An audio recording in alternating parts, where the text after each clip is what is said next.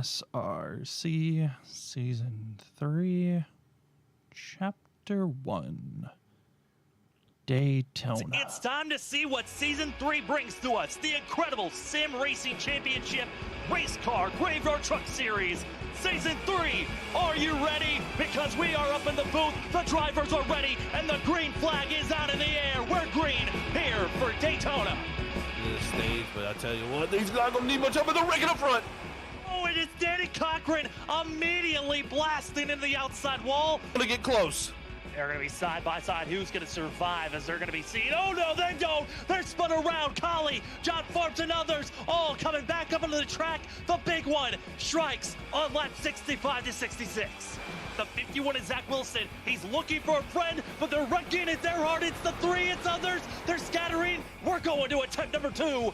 Caution is out. Another huge wreck, and we're going to be down to just not a 15 driver. But who is going to win the first race of Season 3? 1, to lock themselves in potentially into the playoffs, and 2, put the biggest target on their back for the rest of this season. Pace car is off. It's time to see who's gonna get the win here tonight. We're green. Forget about that. Look at the big block from Wilson. He can't get there, though. He turns himself into the wall. That's going to be a big wreck there down the back straightaway, but no yellow. The line. It is an official race sack. This is your freaky fast white flag. It's Tom Bourne leading. Coming down into turn number will be done. Will it be clean? Here they go. Their contact directing further back. Tom Bourne free contact. Here they come. Eric Stamp gonna win potentially. And it is Stamp by a nose. Gotta say, pretty good chapter. But can Chapter 2 best it? Chapter 2, Homestead. Now, how did Homestead go before? From Logan Breaky, contact bump to the 2 and drops it down low. It is constant chaos, and the championship drivers can't get away. He gets wrecked. Spot is Danny Cochran. Any way possible to get by the double zero. The wrecking behind. Jump. Christopher Norris made contact. Norris gets spun around. This race isn't over just yet. And here comes the 2. Putting the bump, the pressure, the contact. Get him out of the way. Danny Cochran wins the championship. A little bit of contact. Let's go 3 wide. 5 laps to go here at Homestead for the championship. And it's not going to be good enough. GT Rizari's going to get a win for himself. But at turn number 4 for Season 2, the rookie Trenton Jump gets the championship. Last time we were here at Homestead, it was for a championship. This go round, it's just to see who can get a win and who's going to get it done. Well, it's all going to be here on Freaky Fast Broadcasting for the Miami 225. Well, you are here for the show. It is the ISRC Race Car Graveyard Truck Series, race number 2. It's the Miami 225, and the drivers are set. Like we saw, the drivers came in with a lot of speed, and they're coming in with a lot of sponsors as well. Got to give big thanks to LP24 Clothing.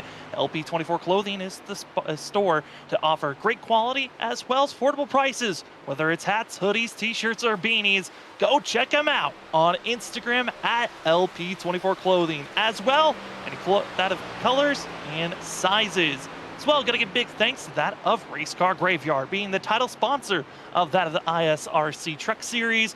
Race Car Graveyard, the place to go if you want to start collecting diecast. They got lots from 1/24 to 1/64 ratios, as well as they've got new, used, and custom. So many diecasts are available. Go to their Instagram, Race Car Graveyard, and go check out what diecast they've got. Use promo code RCGY for 10% off. Thank you, ladies and gentlemen, for joining us here as the drivers are getting set.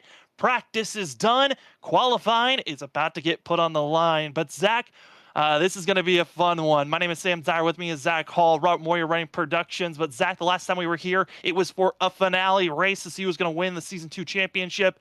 Here tonight, a little bit different. Yeah, a little bit less on the line, but I tell you what, these drivers are still going to go just as hard as they did in that championship race.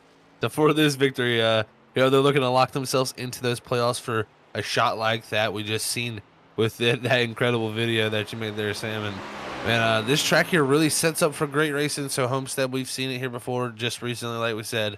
And it should put on another show here. I mean, 41 trucks, that's another spectacular number to see. We're going to have a hard time keeping up with all this action, I think, going on out here. It's pretty rare when you see the first race not be the first. The first race is usually the biggest race where you see the most drivers showing up. Not the case here this season. We are going to be having more drivers coming in for tonight's race, and it is going to be a fun one. Like you said, Zach, 41 drivers, but certainly we've got our list of drivers that we're expecting to perform well up in our minds, and as well as we've saw in practice. But on track, this is going to be the 15 of Thomas Green, who's going to be preparing for their first lap. But for a lot of these drivers, this is the tone center. We went from that of Daytona last week where Eric Stamp got the win. Now we're here at Homestead, a little bit more of a traditional who's really going to be the fastest at these 1.5 mile and more traditional oval courses that are smaller and a lot more on the skill-based side of things than it is going flat out and hoping for the best.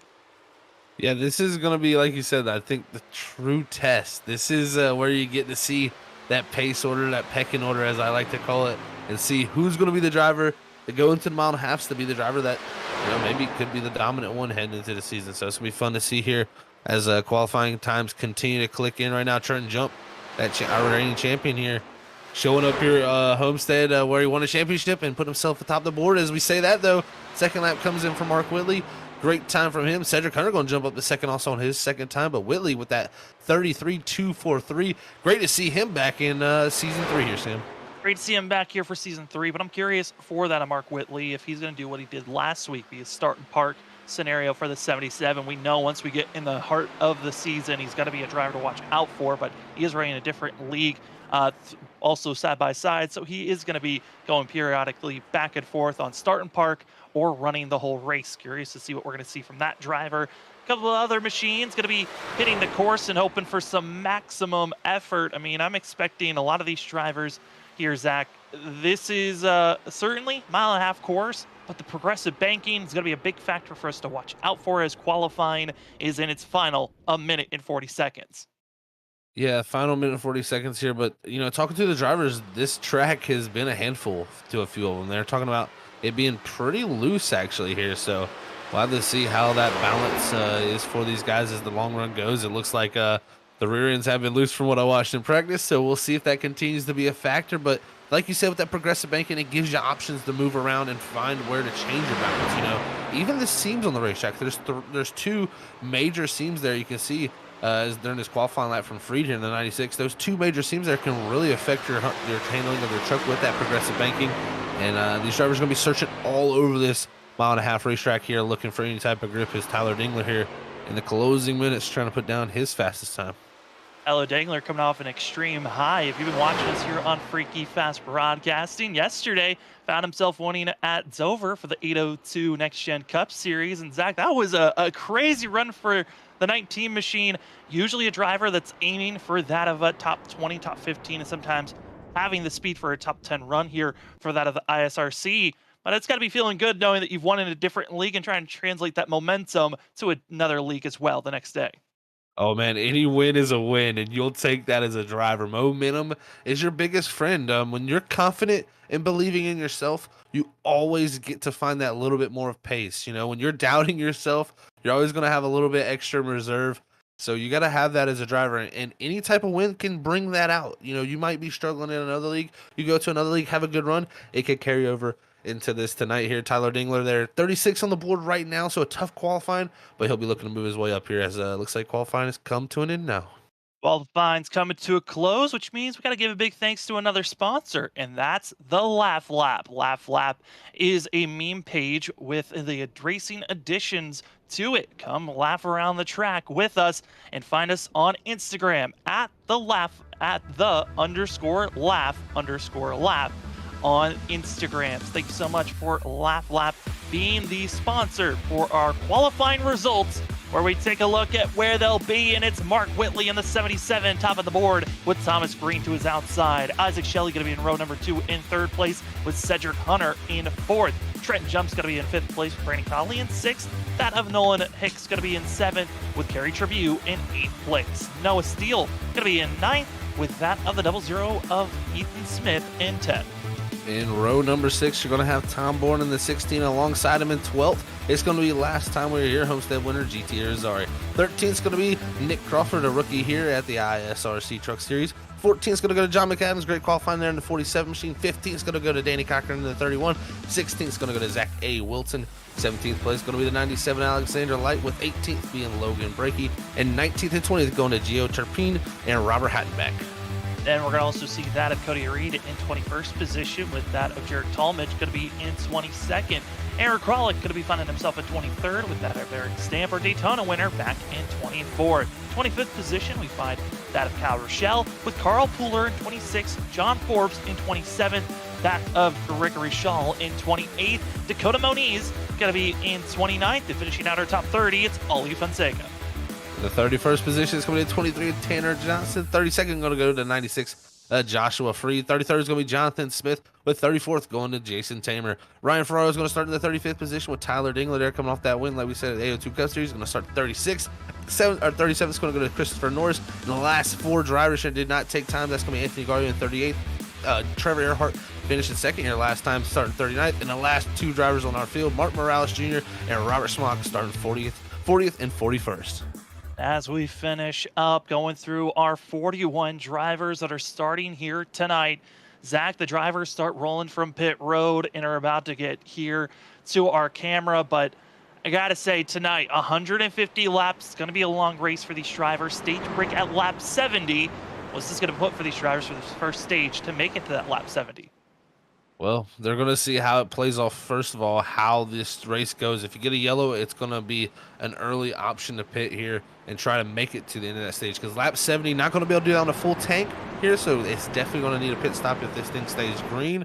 But I tell you what, with this many trucks, it's going to be tough to do that.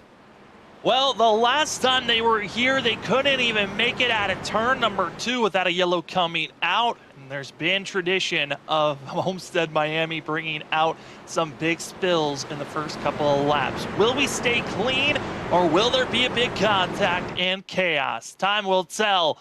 But tonight, for the ISRC Race Car Graveyard Truck Series, race number 2, the Miami 225 is green, as Mark Whitley, as well as that of Thomas Green, take us down into turn number 1.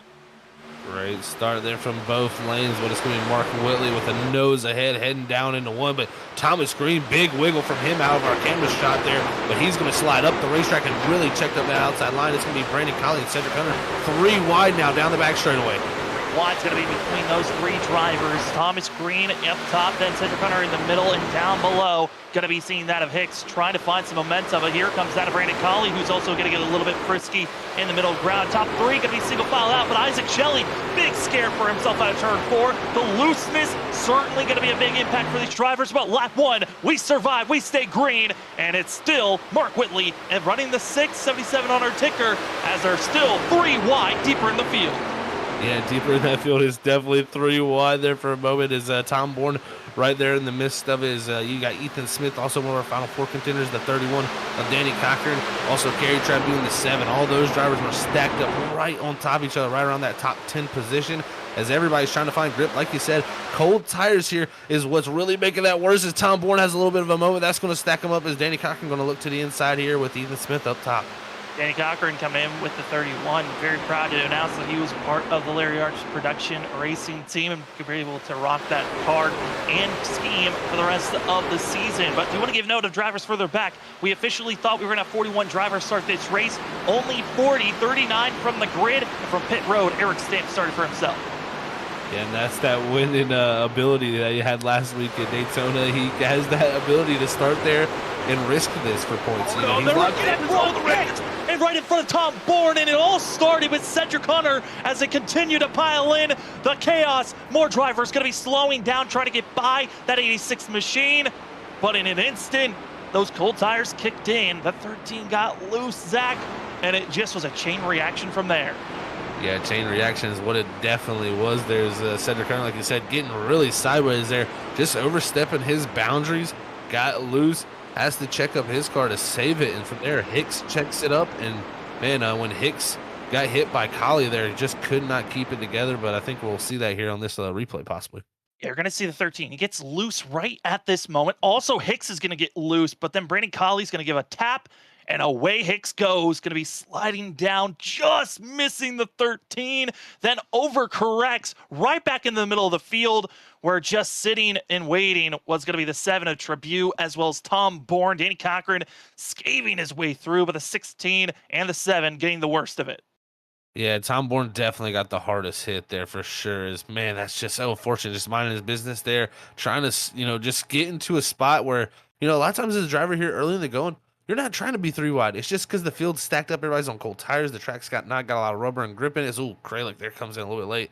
He catches a little piece of that, but looks like the rest of these guys will make it through. But yeah, it's just a tough time here for, an incident like that to happen. You're a driver just trying to follow into line, and incident like that happens and you have nowhere to go. Tom Bourne runs into it. You see Danny Cochran, he just scathed by it. And even Cedric Hunter, he did get clipped just a little bit, somehow didn't get turned from himself there. So man, early caution, but just shows you these trucks are very tough to handle here at Homestead. That rear end just steps out.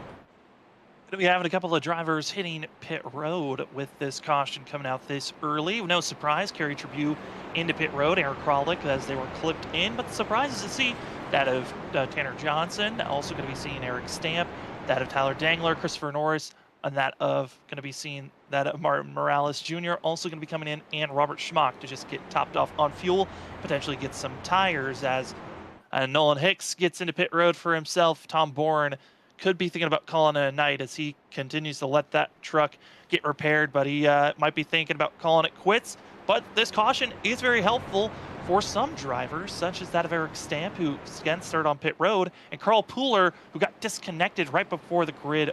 The drivers took off from the grid. He's going to be back in this race, but 4 laps down. It's 71. Unfortunate for Carl there, but he'll be able to hopefully have some type of yellows to get back into it. He knows that stage caution comes at lap 70. So that could possibly help him there. But I like the guys that came down pit road there, Sam. The ones that didn't have damage there. Tyler Dingler, that group back there. It's a good little call. I think you possibly could make it to the end of those 70 laps with just that one top off of fuel. It'll be close. But I tell you what, it could possibly make that, even this caution could make it close for guys that haven't pitted. So just due to where that stage caution is at, it's right near the edge of that fuel window. And I wasn't sure if Robert Schmock, he was in pit road for over that of 13 seconds. Thought potentially might have thought about taking some tires. Did not. It was just repairs, fuel, and he'll be starting back in 35th position. So our top 30 have not come into pit road just yet. We have one driver still in pit road. That's going to be Tom Bourne, who got what we call a meatball flag. It's a required damage flag. It's a black flag with an orange circle. And for Tom Bourne, he is going to have to stay in pit road for an extended amount of time, as for everyone else that was involved with that incident, they got their repairs done. They're now going to be back out on track. Only 2 drivers a lap down, Tom Bourne and Carl Pooler, leaving us with 39 on the lead lap. Mark Whitley going to be leading this thing. And Zach, got to say, for the 6 on our screen, but 77 on our ticker, Mark Whitley certainly is going to be a driver to watch out for with how clean that of a start he had there. Yeah, I really think he's going to be one to watch out for. We saw in season 1, it was pretty much the Mark Whitley Vincent Sora show during that whole entire season, with Vincent coming out on top. Mark's come back and said, it's my time to, take claim to the crown. So we'll see if he can do that. But look, right beside him, you got Trenton Jump ready to try to do this. So see if he can fight with Mark Whitley to take it to him, because Mark, we know, is very, very quick. But I tell you what, these other guys, too, they're going to have plenty to say about that as this race goes on. We'll see how that 77 can pull, what he can do as the runs go on. So we'll see what it does as we're getting everything double filed back up and getting ready to go back to green flag racing here. You're ready to roll, and as we're getting ourselves prepared here tonight, this was a race that we knew could be chaotic just because of the chaos that we saw last season, with this being the finale race and drivers throwing it all over and trying to maximize their speed. But hey, let's get a sense of what the chaos is like as we get our driver cam for Zach Wilson and get ready for this restart. And Zach, this is going to be an interesting restart just to see how a driver on the outside, a little bit deeper in the field than 15, this is going to be right in the bed of where drivers were 3 wide before on that first go. Let's see how this restart goes as the pace car is about to roll off. It's going to be Mark Whitley, Trenton Jump, Isaac Shelley, Thomas Green, Cedric Hunter, Brandon Colley going to be the front runners as we get ready to take off. Zach Wilson's ready to go as we are green here in Homestead. Oh, we had a little bit of shenanigans going on there too. Gia Turpin up ahead of this group of Zach Wilson here. Actually got into the back of GT Rosari, turned him down into, it looked like Danny Cochran. So both those guys gained some damage right there before the start of this green flag. But yeah, right on board here with Zach Wilson, you get to see he's right in the midst of everything. In the midst of all the chaos, trying to change his potters and try to make sure everything is set up the way that it needs to be as we stay green. Do want to give note of GT Rosari, heavy side damage for the 14 as well as heavy side damage for the 31 of that of Danny Cochran, but both drivers trying to run as fast as they can up front. Yeah, that's unfortunate to see. Got that hit from Gio and knocked him down there into him, and GT with the pass winner here from this last race, so definitely going to need to be helpful for him there. But riding on board with Zach Wilson here, he's got a good little zone right here to be able to have some spot to drive. He's definitely going to be able to try to make his way through this field as he had a good run at Daytona last week.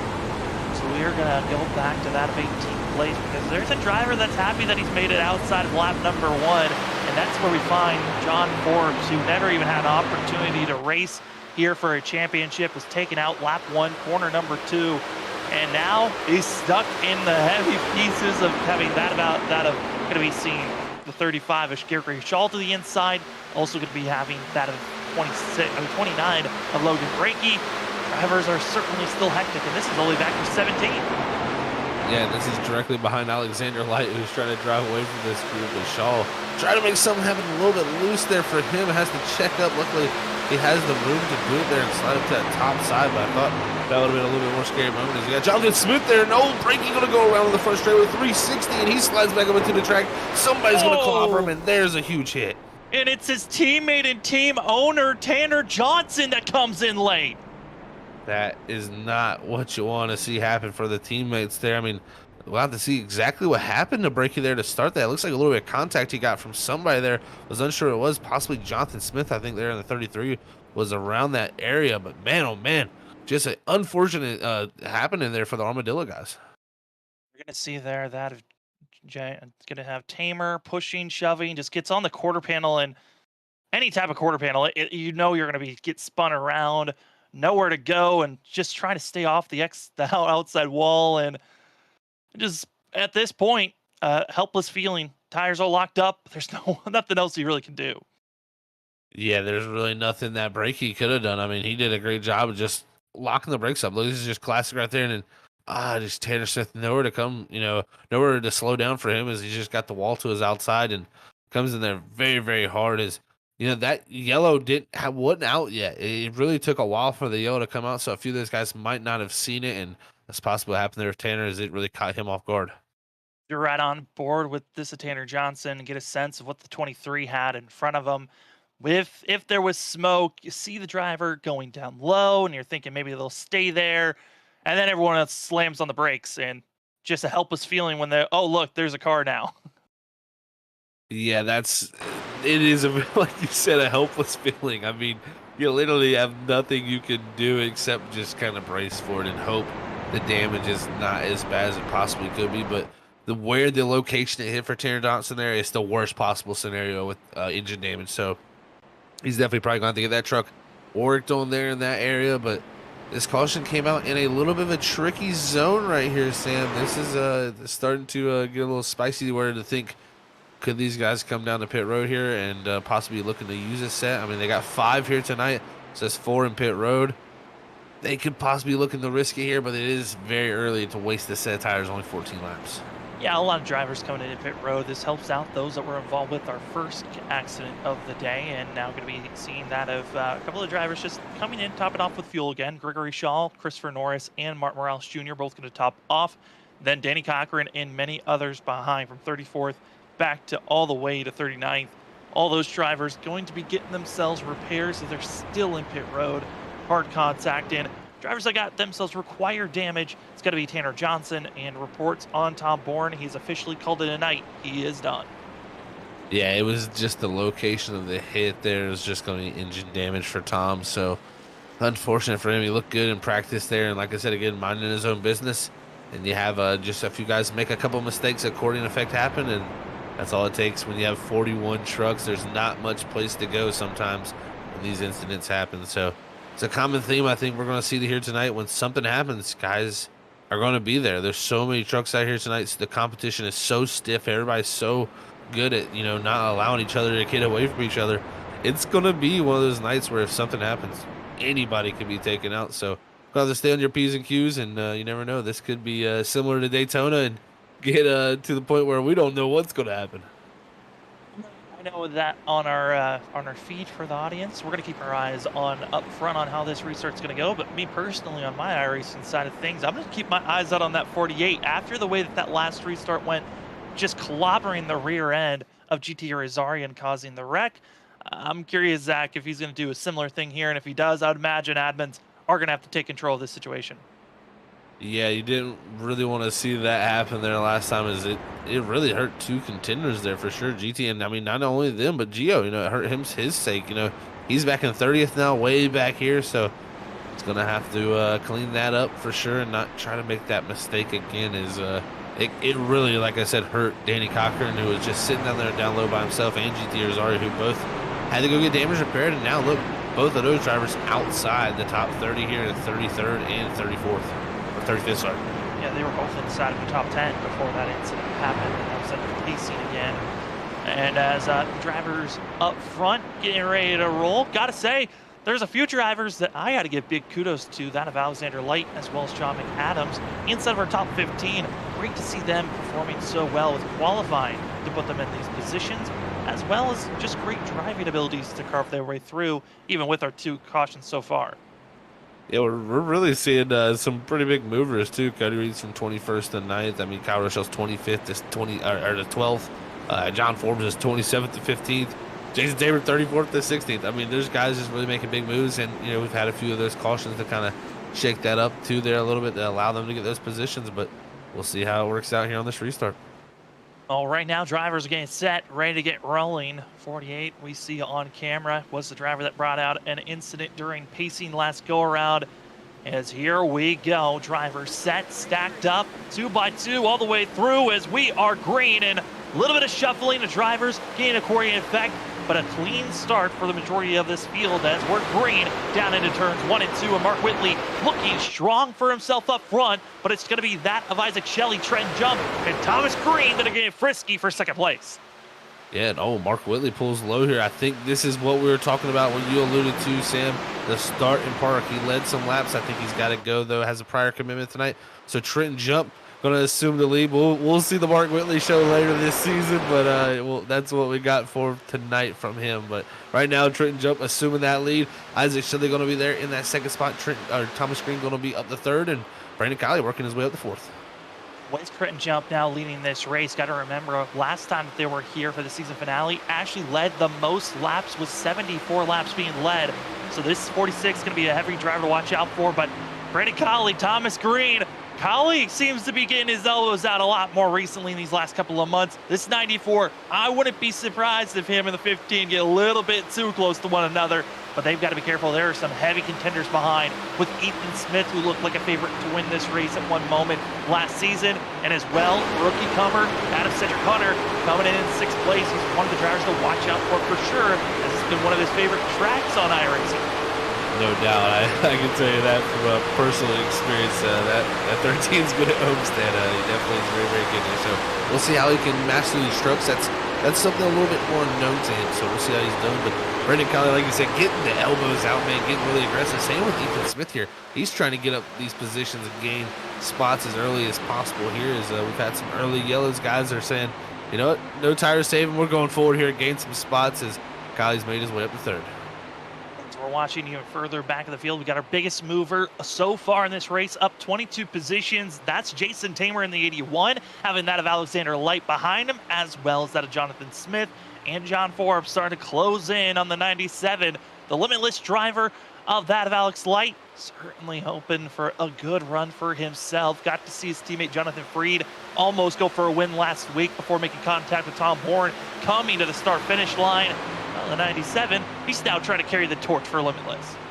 Yeah, doing a great job here tonight, like you alluded to, Sam. So Homestead looking good for him, but look at John Forbes. He's going to take it to the third lane up top as you got racing there from Fonseca and Talmadge there off of 2, and also Ferrara there. So it looks like Forbes trying to make another move for him also as he continues his charge up through the field. And it's going a little better for him than it did at the start of Homestead last time we were here. As was out at lap 1, but some close racing there. The 97 all over the door. Talmadge utilized the run that he had. That could have been real bad, especially with how close John Forbes was getting to Alexander Light. But I think that of Talmadge in the 17 might give it another whirl on the outside. But here comes Ollie Fonseca in the 24. Ollie Fonseca, a driver that really started to perform late in the season, pitching Talmadge, and Talmadge not liking that type of a move by the 24. Yeah, that was real close there, and hard racing from this group. All these guys around here.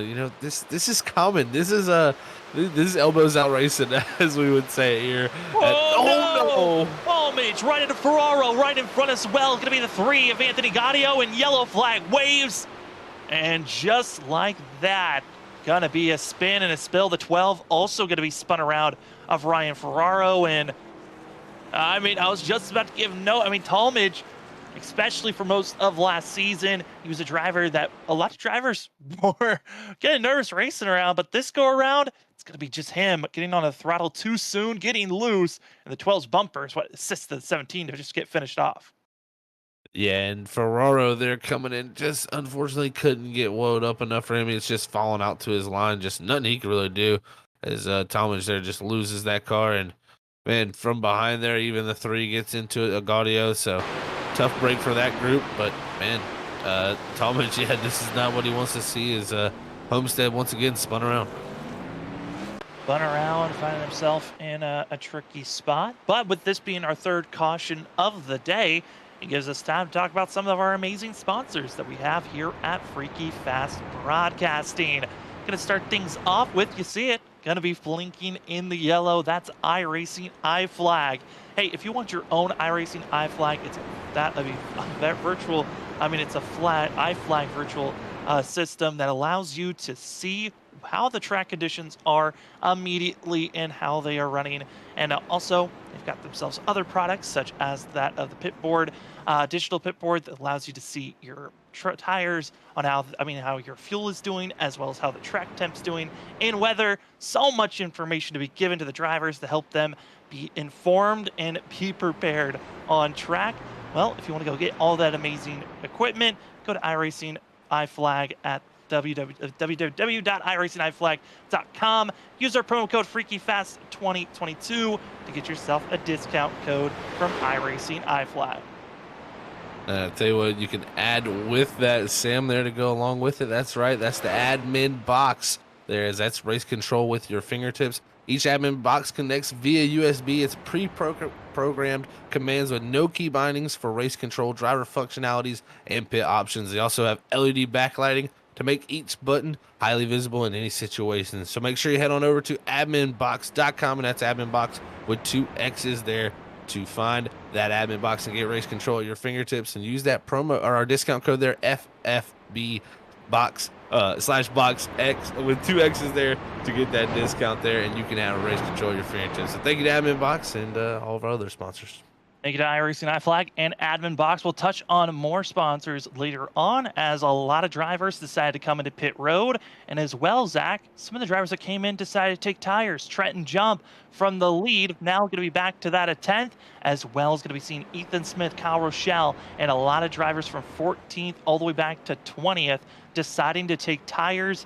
Interesting call, while the rest of the field decided to go with just fuel only for themselves. Yeah, interesting call for the fuel only there. So looking to save one of those 4 sets they still got in pit road, while the other group now going to be sitting there with 3 sets sitting there for the rest of this race. So this could get pretty interesting if we still have these cautions continue to keep coming out. I mean, maybe that's the feeling and the gut feeling that a few of these guys got, saying, man, we got to be careful here, because if this race continues at this trend here, we could be looking to have a few sets here to save at the end of this race for a late race caution. Well, one of the drivers that we have certainly could probably give us a little bit of insight on why they made their decision. It's going to be the 13 of Cedric Hunter that decided to go with that of just fuel only for himself. As we hop on board and get a talking to Cedric Hunter. Cedric, it's Sam and Zach up at the booth. We're seeing a lot of drivers trying a lot of different strategies. Saw that you took fuel only. What made you feel like you wanted to go with fuel only? At this estimation, I feel like we can make it to the stage if need be, if it does go green. We only have one set of tires to kind of play with for the last stage, so if I'm able to save that additional set, we have seen a bunch of cautions, so, you know, who knows, strategy might come into effect, so I feel better having maybe an extra set of tires, compared to most of the field at the end of the race, and willing to take that gamble, so. Well, Cedric, I tell you what, buddy, it's been fun to watch you up here. So far, right now, we've been seeing him pretty loose out there. How's the truck feeling, though? Absolutely terrible. I don't know why, compared to my teammates, like, they were not complaining about looseness. I felt like I had a pair of scuffs or something on the rears. Like, I had absolutely no grip, except for those last, handful of laps there until we had that last caution. I just had no rear grip, so hopefully I won't have that problem in the future, but compared to my teammates, I seem to be complaining about it a lot more than them, so we'll see. Well, Cedric, thanks for coming up in the booth. Good luck on this restart and good luck tonight. I appreciate it, man. Thank you. Hopefully I get to talk to you guys at the end of the race. We hope so, too. That's going to be Cedric Hunter in the 13 Hello Kitty machine. As the drivers are stacked up, the pace car lights are off. We're getting ready to go racing here tonight. As Isaac Shelley, Thomas Green, Gregory Shaw going to be your front runners for now, with that of GT Rosario able to get back up into fourth. And then Martin Morales Jr. finishing up your top five. As we are green once again here for race number 2 of season 3. It's the Miami 225. And Zach, a little bit of a cleaner start for the drivers up front, but I'm curious on the drivers that took tires on how well they're going to climb through this field. Yeah, it's going to be interesting to see how fast those tires really work themselves in. So we'll see. Right now at the moment, it looks like the tires haven't done too much of extra helping, but it will come in very quickly as the tires start to get heat build up. These older tires will start to feel the wrath of the wear they had on before, and those newer tires will really start to come into their own. As you heard Cedric Hunter talk about how little the rear grip was, maybe it's better he's on old tires. Maybe he'll feel a little bit more confident here. We'll have to see, though, as Trenton Jump trying to make his way through on those fresh tires. Trenton Jump's going to be the first with fresh tires, and it's going to be the 00 of Ethan Smith back in 11th. That's got another set as drivers bobbing and weaving, and oh boy, are some trying to get aggressive as Ethan Smith dives it down low, trying to get by that of Nick Crawford. Another one of the drivers that's come in here late to try to go for a charge. The 4, curious on how he's going to run, but certainly this gaggle of drivers mixing and holding around one another for that of 16th position. Certainly, they're trying to move forward as fast as possible. Yeah, I'd say it's definitely wild. You got 3 wide right there, action. Forbes and right there on the bottom. It's like Rochelle there in the middle. It's also got 3 wide action in the back of the pack too. So it's all over the place right now here at the Homestead Miami Speedway for the ISRC Truck Series, man. I'll tell you, it's this track always just seems to put on a great show, and right now in the first 30 laps, it's definitely living up to that. One of the drivers that decided not to come come in for qualifying started in the back. That'll be the 41. Trevor Earhart finished second here last season. Was one of the fastest drivers compared to even with that of GT Rosario, who won the race. They were pretty equal footing with one another. Curious if they can keep that same speed. But here comes running on board the 31 of Danny Cochran, the colorful Larry Arts Productions machine, who's caught up with the incident between that of Gio Turpin as well as going to be with that GT Rosario. 31 still looking pretty good even with the damage that he got and the damage repair. 31's looking pretty nice, but also helps that he took 4 fresh tires on his last pit stop. Yeah, that's definitely going to help his case there. But looking at the car, the lucky case for him is most of the damage was from the door back. It wasn't really in the fender area. So luckily for him, it worked out a little bit better than it did for GT, who got a lot of left front fender damage, which will really hurt downforce. Whereas it seems like Danny's team, they've done a good job to get that thing fixed up. We'll see how he can do this. He was super fast here the last time we were at Homestead. Is this group up here? They're going to battle against GT Rosario there. You can see he was the one that got that damage there, that with him and Cochran's contact there under that pace lap. But right now the 14 trying to hold on to it as along with all these guys on these older tires. Going to be in the black, late Apex 21, going to be able to make the pass on GT Rosario. That of Kyle Rochelle, then that of Jason Damer trying to close in on making the pass and cracking inside of our top 10 potentially for the 81. There's also the 51 of that of Wilson, but a driver that's on the move certainly is Trenton Jump, but watch out for these drivers right now. Here comes side-by-side action, as that is going to be seen. A lot of these drivers, such as Cody Reed, down to that inner lane. 25's looking good, and it helps with 4 fresh tires that you can just slap onto that white line and really carry your momentum. Yeah, he's definitely enjoying the grip of 4 tires. That is for sure in his mind right there, as he went by 3 wide on the bottom there in that 25 machine, and now going to drive away from this group. Is remember, this is the group that stayed out right there. Is you got the 15 of Green and also Shaw there, but Cedric Hunter now working his way by as he had that fuel only stop. Looking good for that 13 machine, as he should be, after maybe here Thomas Green getting ahead of him, he'll possibly be the first truck on the old tires.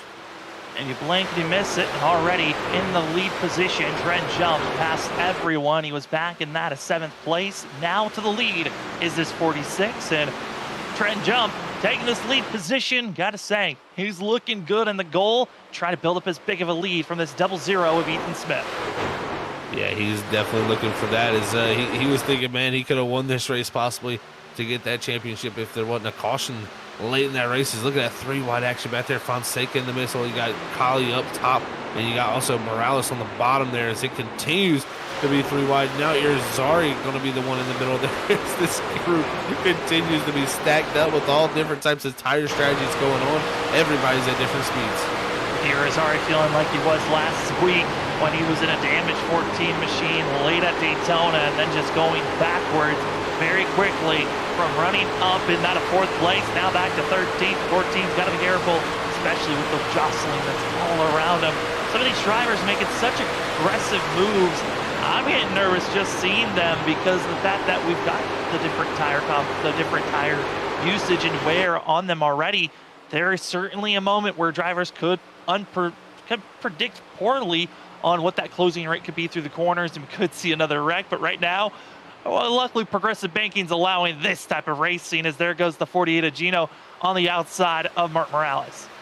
Yeah, like you said, that Progressive Banking, yeah, you wouldn't do that if it wasn't here for sure, is able to really get that grip up in those higher grooves to compete with that bottom lane. That is just bank less. That's the key here. Less banking on the bottom, more banking as you go up the racetrack, makes each line individually better. And, man, it just is really fun to make the race. And here's Brandon Colley, that 94, who was up in the top 3 at one point, now slipping back here as you got the 8 of Noah Steele here trying to make the pass around the outside. But Colley hanging on strong. He's right here behind the 15 of Green, also with not having taken tires at this group. All around them has tires, though. Yeah, and Green, I mean, that of Noah Steele is going to be on fresh tires. Green is starting to fall back, still hasn't pitted. That's one of 2 drivers. Isaac Shelley, who just fell back to 5th, he's going to be also another driver that potentially might have to think about coming into pit road. But for now, running up front, got to give big kudos to Isaac Shelley. I mean, only 2.8 seconds off a Trenton Jump after being passed for the lead. A decent job for the 98. But now's the question, Zach, of with the 3 cautions that we've had, is that even enough to save enough fuel to make it to the end? It's going to be close. I think you can, personally. If I was betting, I would say yes. But we've seen crazier things in this league and really just in overall broadcasting. So I won't give a 100% for sure chance, but I tell you this, those caution laps are very valuable to make it that 70 laps, because it's most likely we're looking, I would say, anywhere from around 62 to 65 laps on a full green flag run. Is, oh man, we're having some action. I think the 14 might have got him a little bit of payback on that 48 there. Yeah, just a little bit of contact going to be given to that of Gino Turper. And, you know, if you're going to make contact with a driver under pacing, expect retaliation at some point. A clean bump to move the 48 out of the way. And now that of Turpin going to be all the way back. For one moment, he was up near that of the top 10, now forced to 25th position. Yeah, I'd say that was 2 really good bumps from the 14 that set that up. Didn't wreck him, but definitely, I think, got his point across. And you can see the left side of the 14. It's destroyed. I mean, he's definitely upset. He knew this was his chance here. Coming in here tonight, it could be the win that locks him into the playoffs. Didn't make those playoffs last season, and comes here, wins, not in the playoffs. That's got to be something big on the mind coming in here tonight. So it's got to be a lot of frustration in the 14's team, especially for GT, with the fact that he was one of those drivers that really was looking fast at times, but was being raced so aggressively by a majority, I would say, from the Blackjack racing team, on the fact that there were heavy blockings, there was bumps going on. And these drivers, I think they're starting to get that sense, talking about how this field has grown since the last couple of seasons. This is the biggest field that we've had either through season 1 or season 2. And now we're starting to see the competition. It's starting to equal out. If you start to get damage, any type of opportunity to go for a win is thrown out the window. But now you gotta just salvage. Because how big these fields are, you have to battle for a top 25, top 20 position. Otherwise, you might not have enough points by the end of the season to make playoffs. Yeah, you very well. I mean, that's just a very great point, man. It's so tough in this series to make points anyways. I mean, you see the different strategies going on. This is going to clearly, make stage points a little bit different. Guys that, look to save a set, like GT there, who are dropping back now, they're going to be in a tough situation here, for stage points. But they're trying to set themselves up for the race. That's always the big thing. You got to ask yourself as a driver, do you want to go out there and get stage points and set yourself up for that, or set yourself up for the best chance to win the race? It's always the option that you're trying to play. So these drivers all trying to weigh out those options. It's again continuous 3 wide. I've seen 3 wide almost every single lap. It's just really hard for us to catch everything. Yeah, the main reason we're seeing drivers go 3 wide is because we had about 6 drivers that decided to either be on older tires or just have not pitted. That being Thomas Green, who's being the main victim of being forced into 3 wide positionings, as he's now back to 20th position. Isaac Shelley is in 9th, but Shelley, I would imagine, won't be able to hold off for these 25 and more laps to go here before the stage break. And the 98 most likely will fall outside of our top, that of 10. So no bonus points for Thomas Green for now. Yeah, that group is definitely going to be, I think, questioning their call not to take tires there. But it could come back around to help them here. We'll have to see. So it's one of those catch-22s that you have as a driver. You decide when you want to take tires, and if the timing is not right, you're going to drop back like these guys did that decided not to take the group. So we'll see how it works out, as we're going to get to see some pretty cool racing, I think, all the way down to the end of the stage. As we are now going to be seeing that of Nick Crawford showing us multiple cams with this. He is showing himself racing with the VR system that we also saw Cedric Hunter rolling with, as well as showing us his pedal cams and his bottom left of his camera. That's what's wiggling, are those toes, working the pedals. And Zach, throttle control, big factor here. Yeah, it definitely is, and I can say that's a good set of pedals there. I got myself the same set, so that's cool to see there, the similarities in sim racing, so cool to see that. And also got the VR headset, man. That's a cool setup that Nick's got going on here, the dual cams. Really cool to see here from him, as you can see, really working that wheel here at Homestead. It's a little bit on the free side. The grip levels are switching away, and remember, he's one of those drivers too that elected not to take a set of tires here along with many of his teammates. So we'll see how that group works there at Snowy Desert Racing.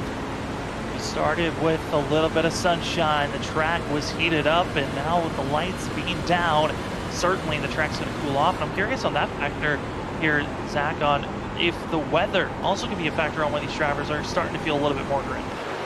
Yeah, it definitely can. And this track here, at 84 degrees track temperature right now, that's pretty low. But, it's also nighttime. So we normally see those temperatures drop pretty low at night. But I tell you what, this track temp is actually continually kind of gone up a little. And that's due to everybody racing on this track. As the night continues to go away, I think the ambient temperature could drop down a little bit, and we could see that temperature go back into the track. And that can change the balance, but it can switch it either way. There's possibilities. A lot of people say, you get tight when the track gets colder. You get, looser when the track gets hot. It's not necessarily that. You really think about how the balance shifts. Most likely, one time it could shift to the loose side if it gets hot outside. Sometimes it can shift to the tight side. So it can really depend on how the trucks are handling. So we'll see what these drivers fight, but right now they're definitely on that loose side. They're looking to add as much rubber to that track to help that grip level. And right now we're keeping our eyes on the battle for 10th place. Bonus points. We are now coming into the closing stages of this race as John Forbes and Aaron Kralik, both inside of our top 10. This is a battle for 9th place, but behind them is going to be the driver that was involved with that earlier incident of seeing that of Turpin and GT Rizari, the innocent victim of that of Danny Cochran, trying to close in a half a second off of these drivers, but that's one bonus point that 31 would love to get. Oh, he would love to see those bonus points adding, especially after what he's gone through, like you said there, Sam. So that would be a giant climb for him there, but he's going to have to catch up to John Forbes and Kralik. Kralik's got by Forbes now, who is starting to drop back. So we'll see if they can do it. Cochran's got a good pace here, but it's still a long way to go on this stage. So he's got time, but, man, definitely a great rebound from him there. But if a caution does come out, these other guys are going to have that question of, do they finally come in and make that stop then for the tires? And I'm also curious, Zach, on your thoughts on the fact for the drivers that decided not to take tires. Yes, they're saving that set for later, but you're putting yourself in such a tricky spot. It's finally starting to clear up where drivers are starting to get a lot more spaced out, single filed out, and a lot more into the traditional long run pacing with one another. But there's still a little bit of mixture of racing going on between drivers, and a lot of, chirping over the radio between that of Ali Fonseca and Jason Tamer as we're riding on board with that of Jason Tamer and getting a sense of that of Jonathan Smith trying to close in.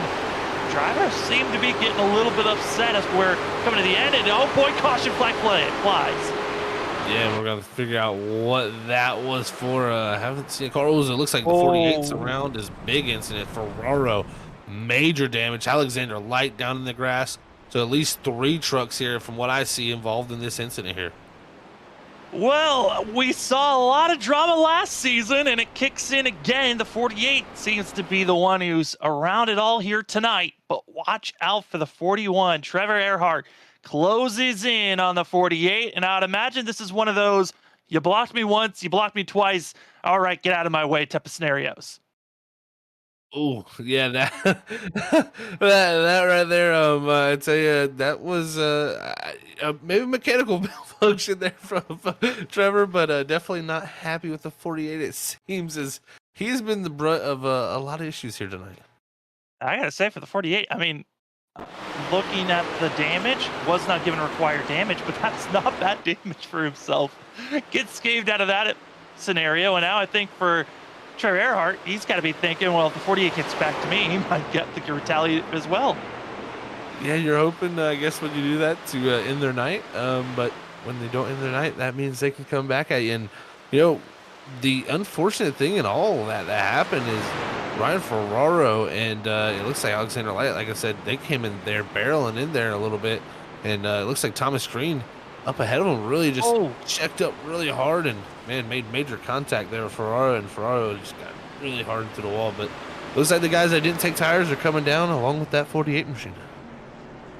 And so Cedric Hunter, issues for the 13 coming into pit road, as well as for the 8 of that of Noah Steele missing his entry into pit road. But Cedric Hunter gets spun around on pit road, and he's now going to have to deal with some issues for himself. He locked up the brakes, and Zach, from history, Cedric Hunter entering pit road isn't always his best place to be for the 13.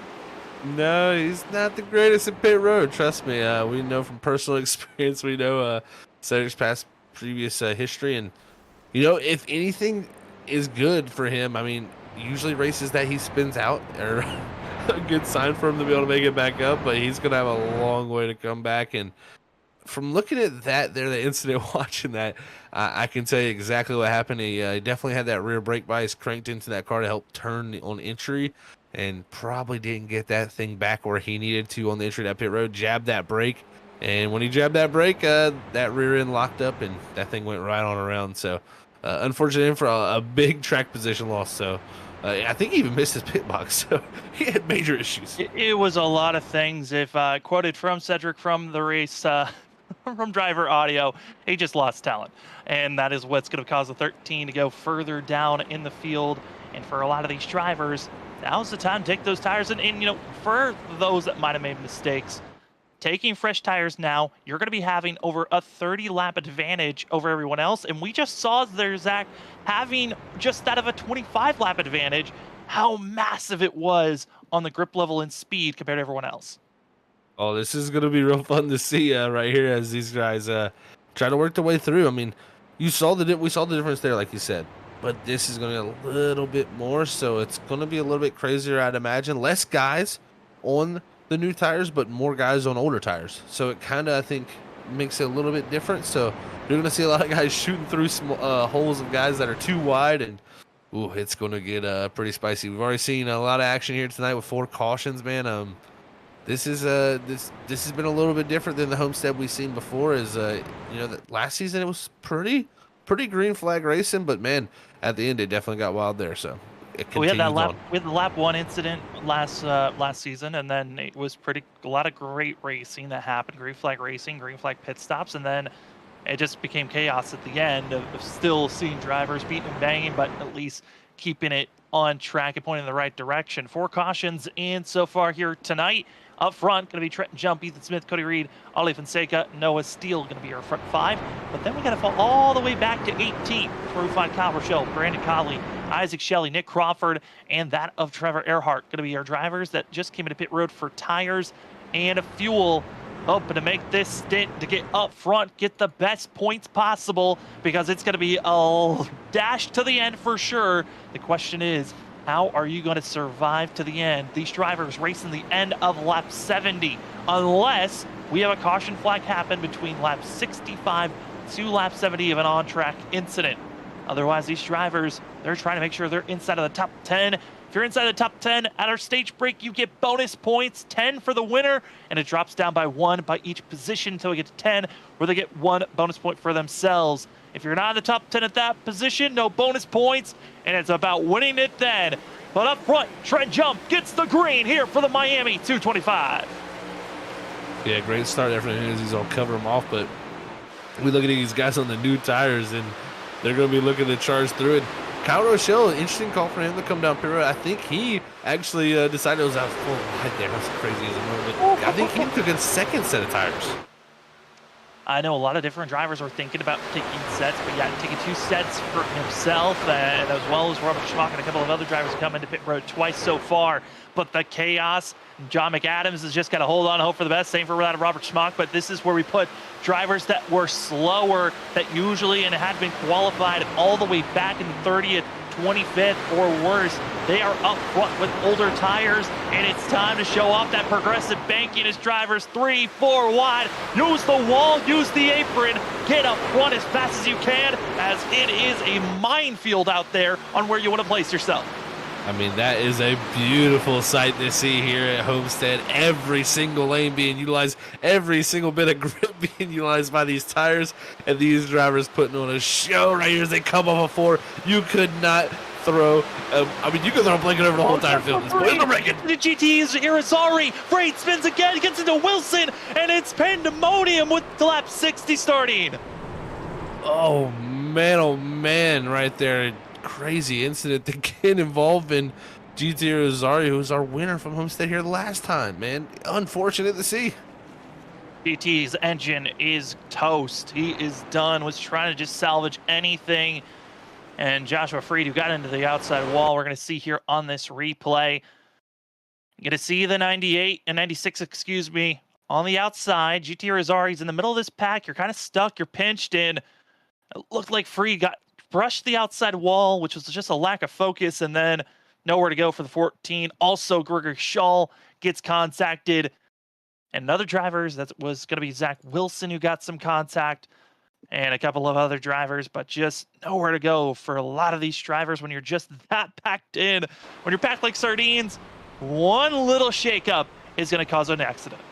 Yeah, we've seen it, how stacked up it was. I mean, that's all it takes is one driver stacking up the field and Freed getting into that wall. And, as a reaction as a driver, you want to yank that car off the wall. You want to get it out of the wall as soon as possible.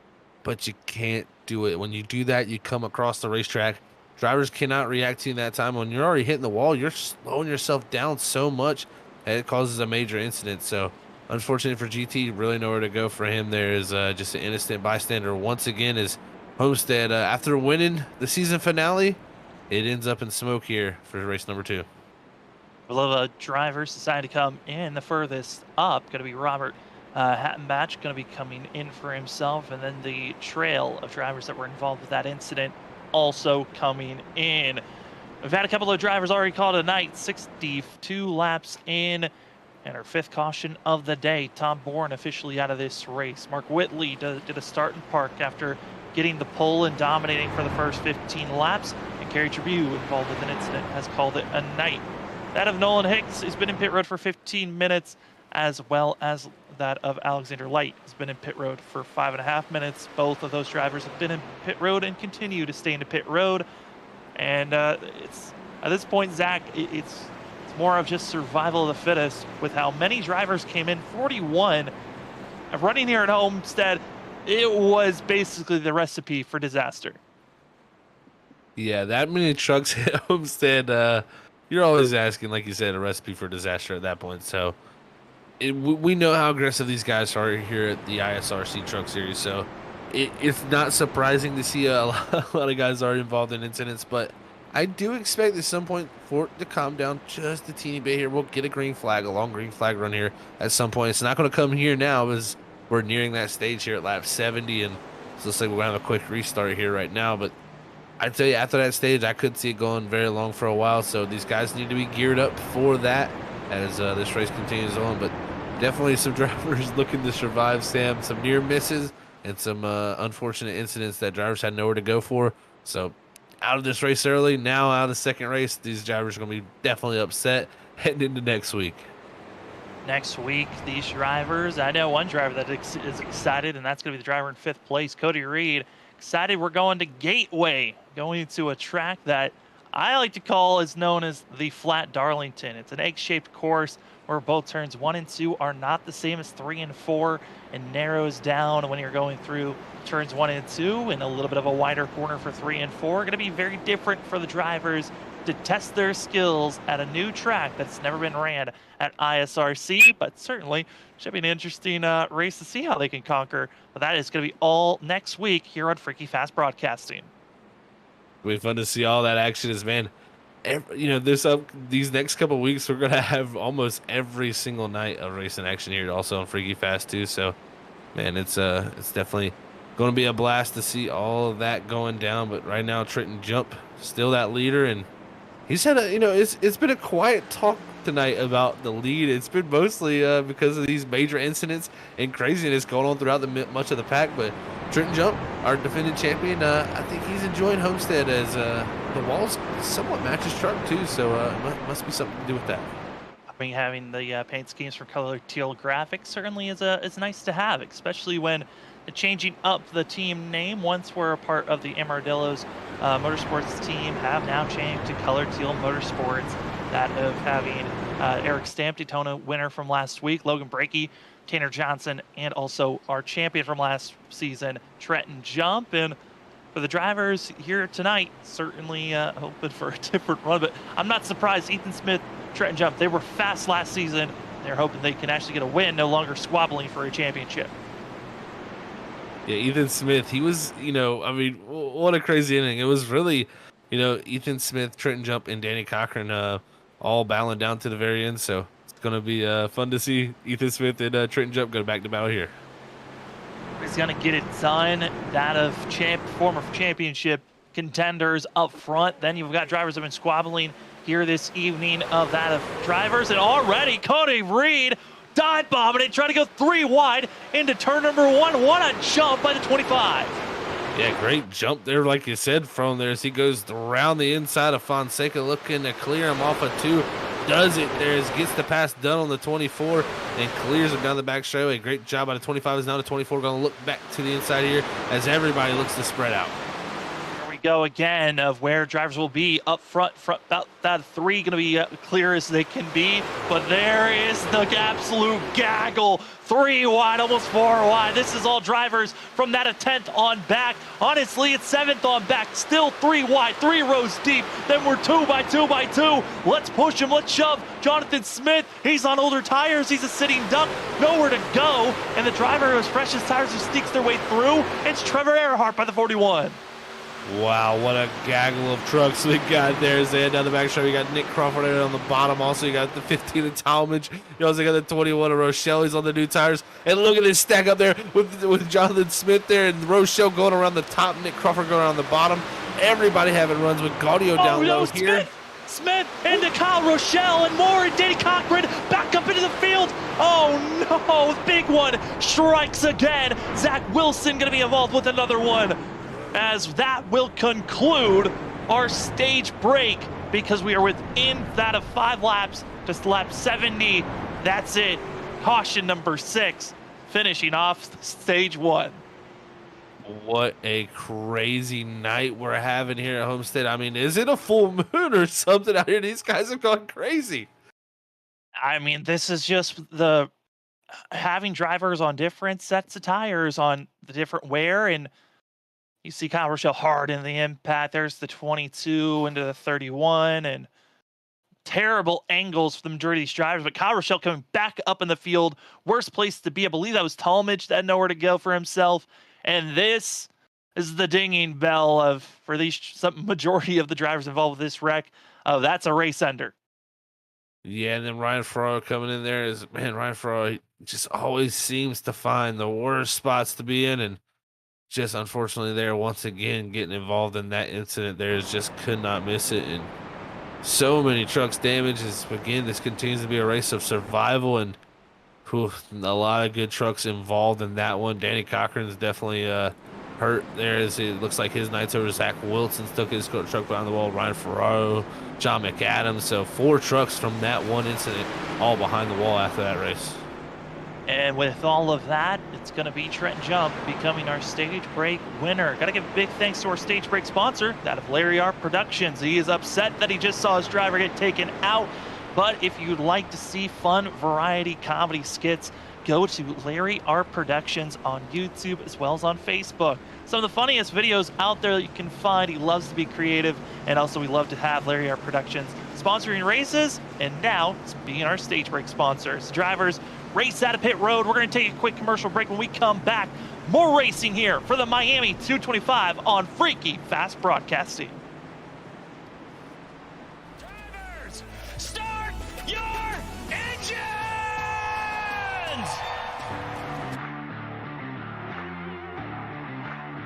4, 3, 2, 1, green screen.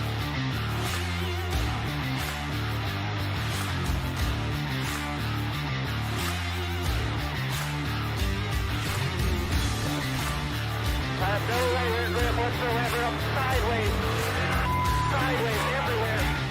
Come on, man, do what you can.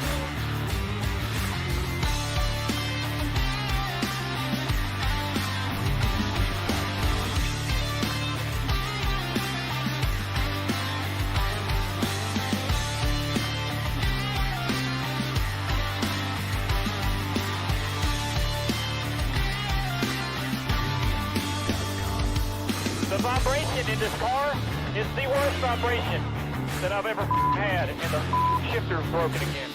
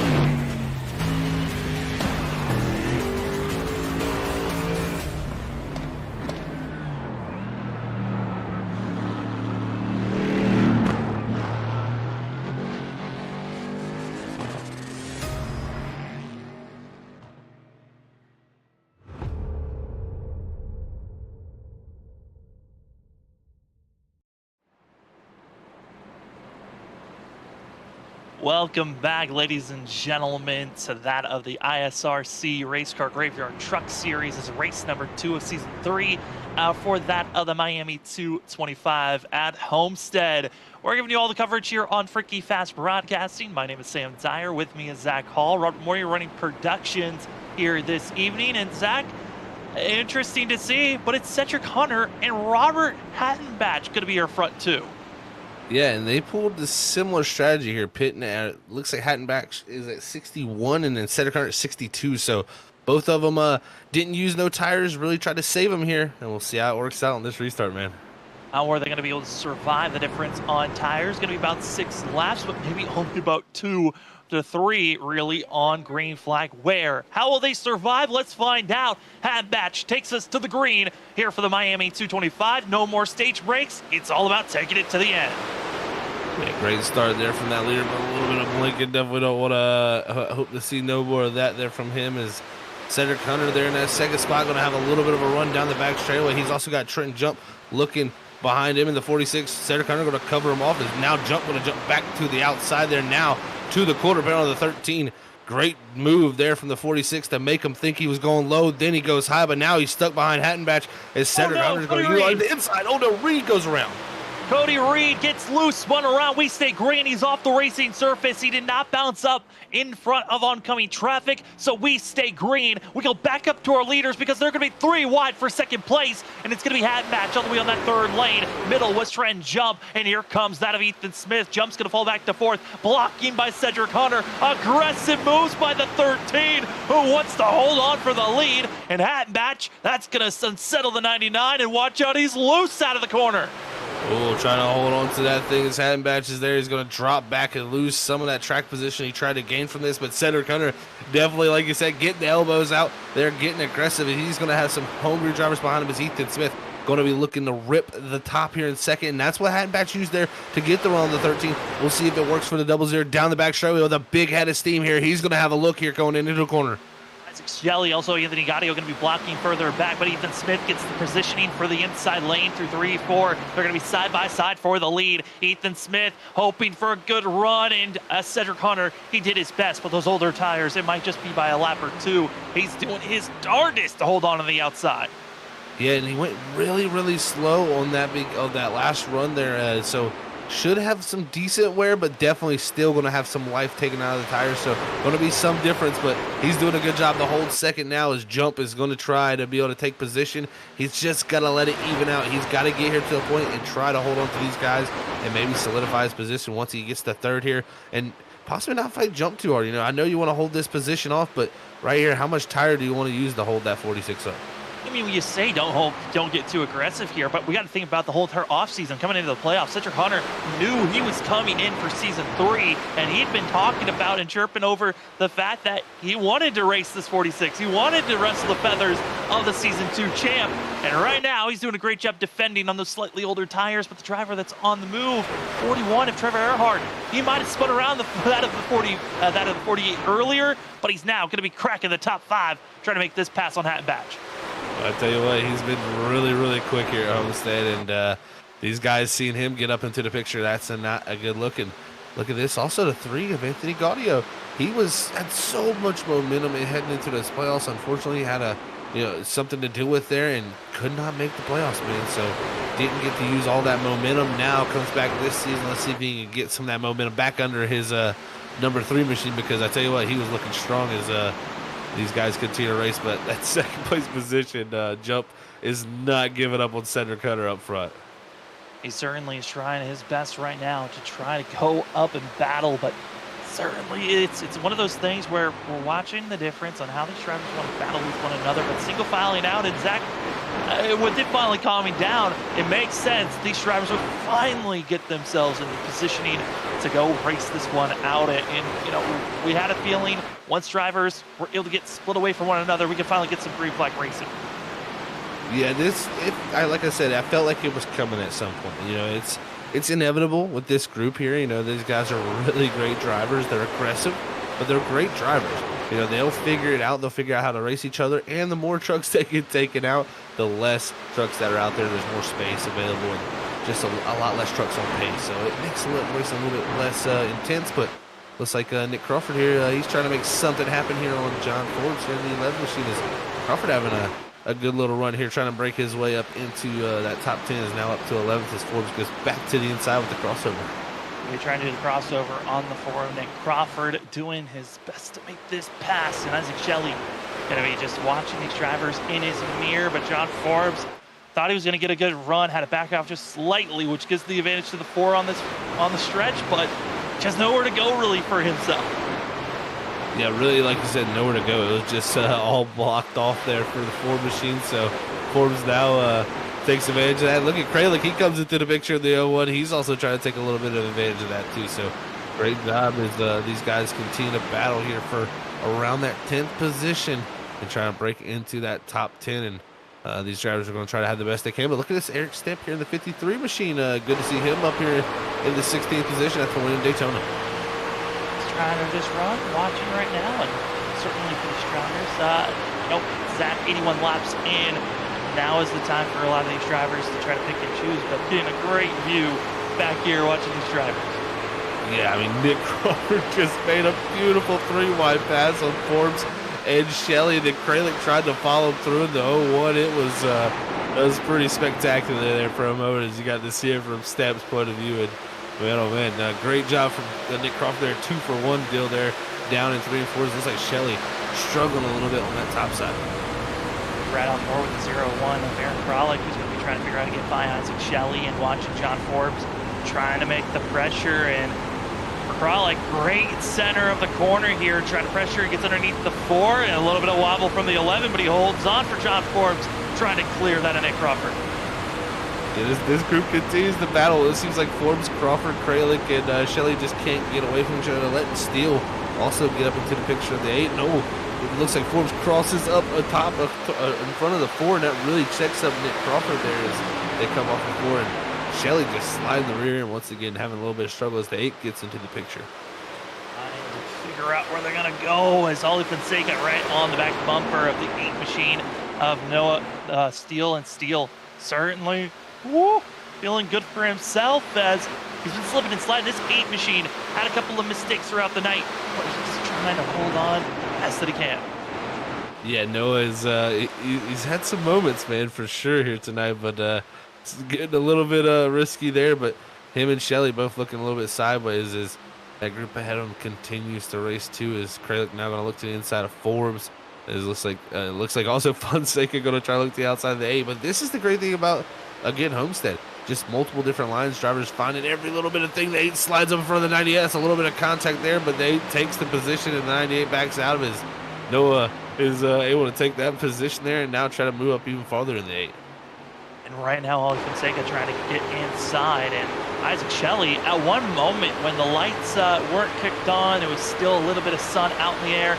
Certainly, this 98 was looking quick. He was running about a second or third the majority of this run, but now on equal footing, Shelley is falling back to 15th. It's kind of a shocking thing to see, in my opinion, but he's certainly, the dirty air might be showing that it is hurting badly for some of these drivers, and also a little bit of driving styles are switching up.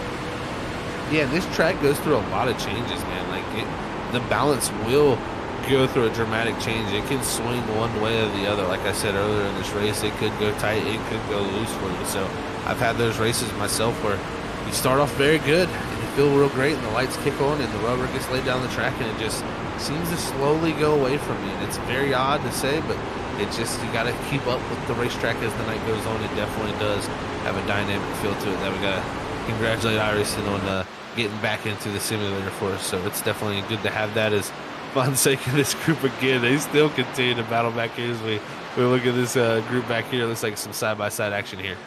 Yeah, further on back, this is going to be for 22nd position, where we see Christopher Norris, who's heavily damaged, as well as that of Joshua Freed, as we get our last camera shot of these drivers, as it's going to be Norris riding with another VR system, one of these drivers as well, trying to make adjustments on his wheel.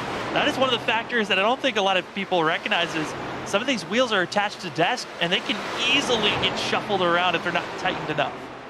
Yeah, that's not a good feeling to have for sure. You do not want your equipment moving around, and definitely I know he's got a direct drive wheel too, so that's a lot of power going into that wheel. If it's moving around, you definitely don't want to have that happen. So you can see Norris there fighting the wheel a little bit, and doing a good job over there as this battle right here he works into.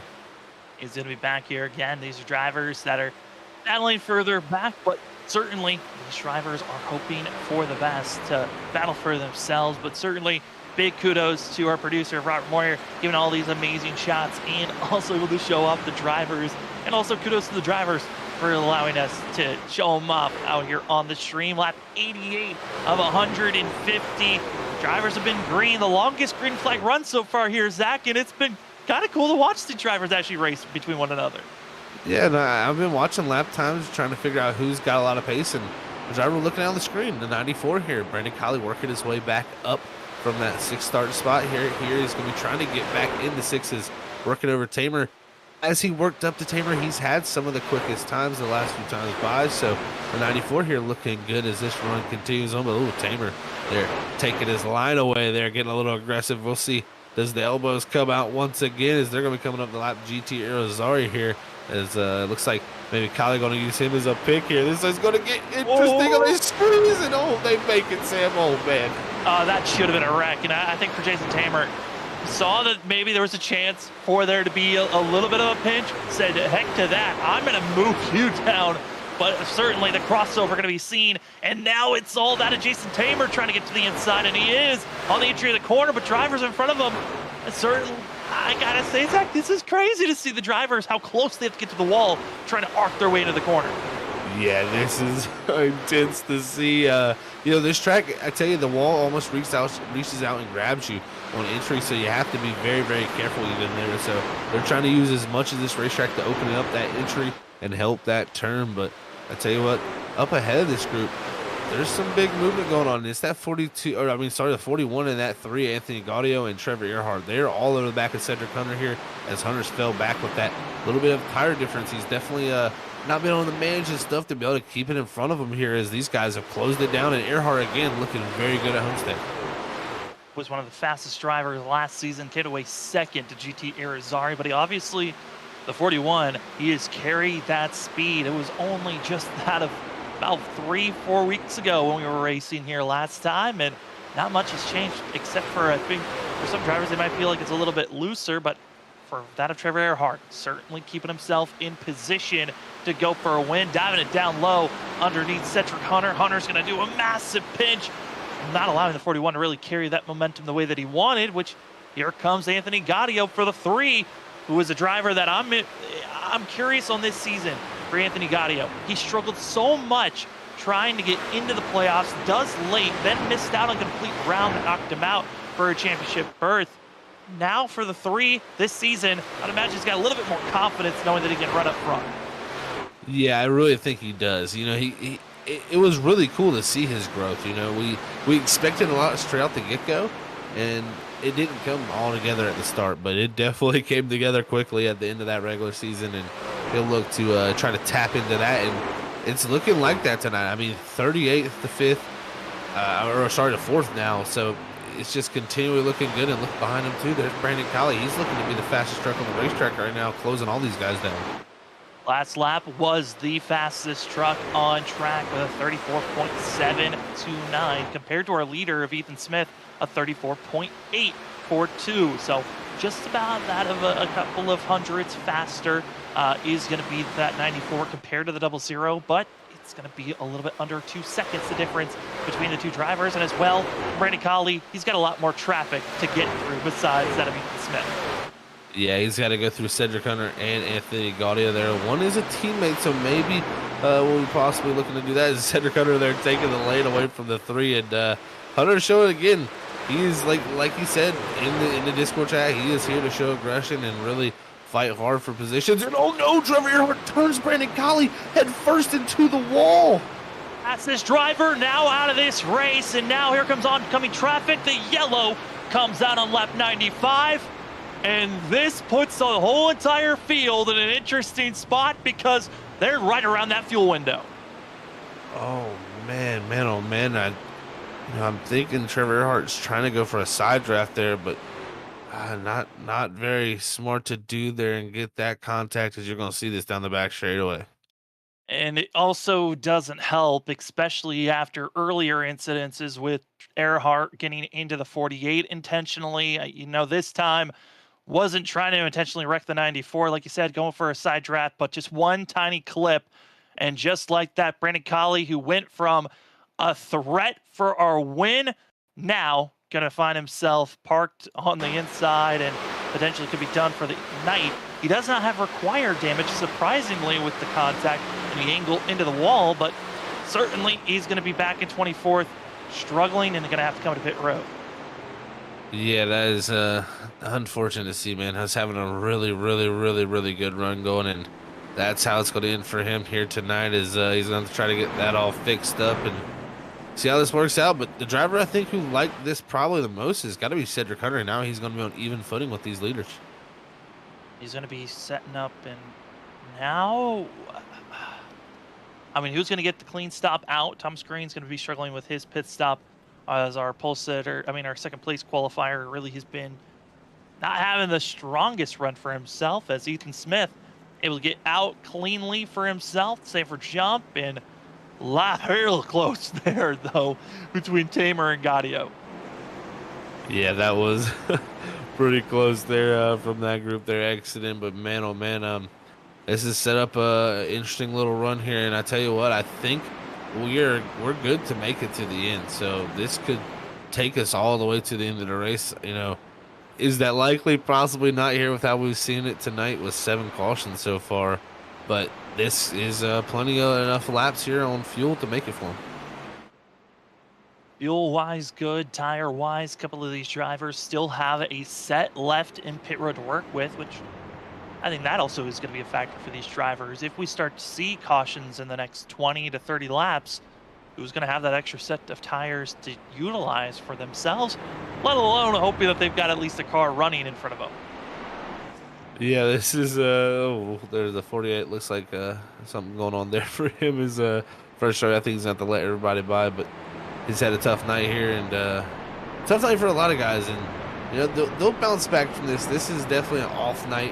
Again, like I said, there's a lot of aggression here, but there's an extent to aggression that you need to have, and when it comes to blows like that, you definitely don't want to see that. And also even these trucks, I see a lot of guys attempting side drafts. The side draft is not the most powerful in these truck series trucks, so it is good to get up to somebody to be able to get there and try to slow them down possibly, but not that close to risk incidents. So tough night here, but man, setting up for possibly an interesting little finish as always here on Monday nights. Monday night racing here for that of the ISRC, a Race Car Graveyard Truck Series. Again, this is season 3, only race number 2. We got a lot more racing action to come here on Freaky Fast Broadcasting. We've got ourselves Gateway next week, which is going to be a complete test to see if the drivers can handle a brand new track that has not been ran at all in the past 2 seasons. As well, after that, they go to even a tougher track. They go wine country racing in Sonoma, and then the Tricky Triangle, and that's how they start out the season here, Zach. A very tough first 5 races for these drivers. Daytona was a wild card because anyone can win.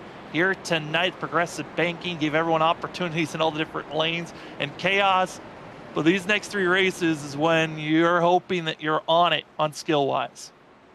Yeah, no doubt. There's going to be some tough upcoming weeks for a few guys, so they better get ready, get some practice laps in, because the tracks are going to be brutal. So they better be ready and have to be very technical, and especially for guys that are going to dig out of holes. There's drivers that have had 2 weeks that have just been bad in a row and just got caught up in stuff, none of their own doing, and now they're going to have to dig out of those holes at some tough tracks. So gonna have to dig deep and see how it works out. But this is interesting too. Mark Morales up front here, Sam, and not pitting since lap 69. So this could get interesting here. Yeah, and the main reason for Morales here is he's been coming into pit road so many times trying to get tire wear and get everyone situated, but this restart is going to be horrendous for a lot of these drivers, especially for the 91, because he's going to be so off the pace. But can he survive? Let's find out as green flags in the air. Wheel spin immediately for Morales, and now the field's terrified of what's going to happen, and Cedric Hunter gets the worst of it. Yeah, he had to check up the most, but luckily for him, he still slots in the third, so got the best end of what it could have been there. As Morales does a good job to just stay up high there after putting the power down. That was what I worried about, was just putting the power down. This track has not a lot of grip. There's some big moves being made back there around the 25 of Cody Reed. He was possibly looking to make a move. Looks like either on that 17 Oh, or contact. Thomas Green going to get into the 0-1. They're checking up. They're slowing down. And they're going to have Morales in front of them. Hold on. They're right in front of them. That could have Tamer gets spun around. We stay green. He's on the apron. 81's race is done. And it just is a cluster. And now the yellow flag waves. And there it is. Oh, is the wrecking again in the one? Earhart got spun around, and that was the initial reason for the yellow. Oh, man. This is getting a little ugly here tonight, guys. Definitely don't want to see none of this happening. And this one is what we like to call quote-unquote air issues, I would say, for that of Trevor Earhart with that of John Forbes, entry of turn 1. But again, more drivers added to the pile of race cars going to the graveyard. As you see here, trying to get below the 3. And then there's going to be John Forbes, and I think it was bound to happen with contact, but a little bit of quote-unquote air certainly got the 41 spun around. Ollie Fonseca, innocent victim, and then everyone else that's on the outside just continues to pile in. Yeah, there Morales there up top, Smock there. Also, drivers going through the grass. Other drivers spun around the 4 Nick Crawford there, and he gets hit. I mean, it's just chaos here. And I'm telling you, I think there's got to be a full moon somewhere here at Homestead tonight, just because it's just been one of those nights where drivers can't stay off each other. We've got a decent run there at one point, but right now it's continuing to be the same little short runs over and over again. And somehow Cedric Hunter even got the second. I don't know how that happened. I mean, it's just they keep on cycling through. They don't know where they want to be. They just don't know. They want to keep on wrecking and seeing where they're going to lie. And, we start with 41 trucks. We've seen quite a few drivers be out of this race. Logan Brakey, Nolan Hicks, as well as Mark Morales Jr., Kyle Rochelle, and that of Tanner Johnson, all with required damage. Black flags go to Robert Schmuck and GT Rizzari after contacting unsafe ways of driving there. But I think also incident limits could be giving these drivers black flags, as your total incidents that you can have in a race is 20.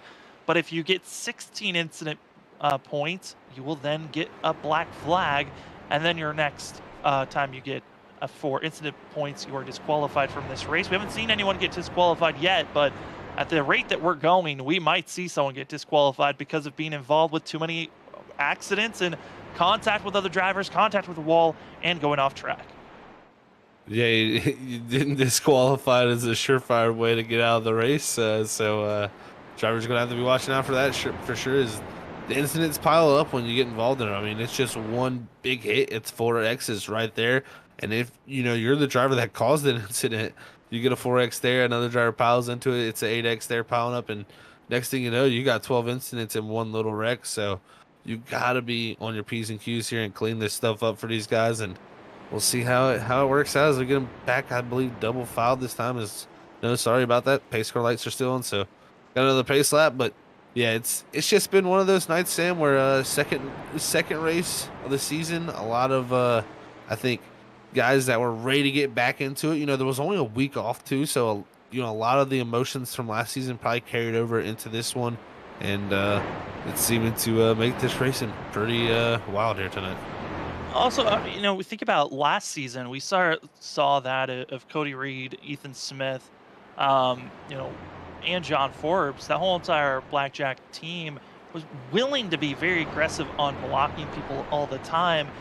Here tonight, I've seen everyone. I think it might be a little bit of transitioning from season 2 to season 3, where drivers are recognizing, all right, well, this driver raced me like last season. I'm going to race everyone like he was racing, because if he's going to block, I'm going to block everyone else behind me so I don't lose any positions. I think that can also add a little bit to just drivers racing way so aggressive. I mean, we are just now, because of that accident in the last yellow that came out, we just hit lap 100, 150. There's still a lot of racing to go.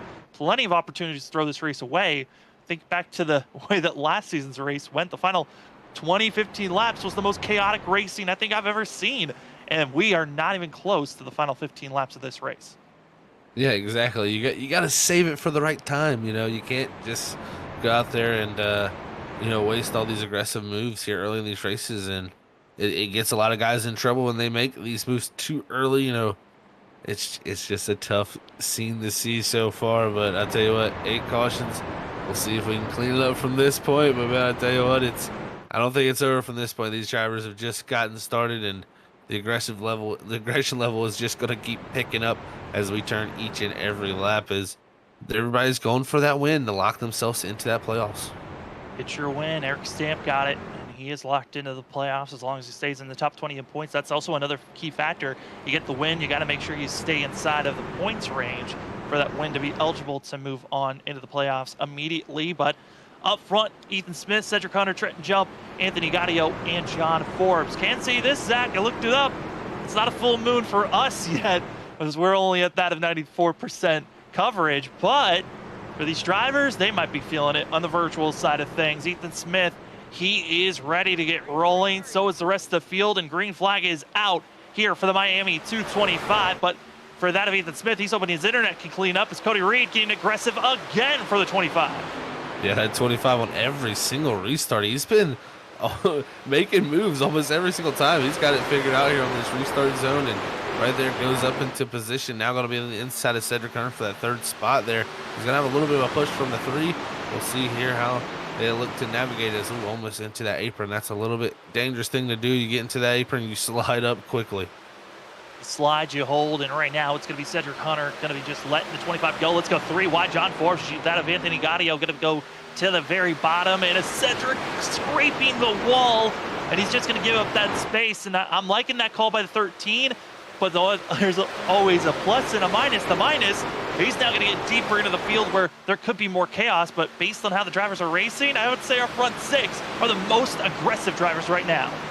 Yeah, you saw the aggression level pick up there. I think a little bit. Everybody pushing like qualifying laps there. And smart move from Cedric. He did get up into that outside wall, but definitely looked to back it off there and try to make it to that inside there, and did a good job at least of getting out of that wall there. He's done like too much damage on the 13 truck as he's worked his way now onto that bottom lane there and looking to make the move on Forbes. He's going to clear him, but him and Gaudio lost a little bit of ground there to those drivers up front as they were battling with him as Reed.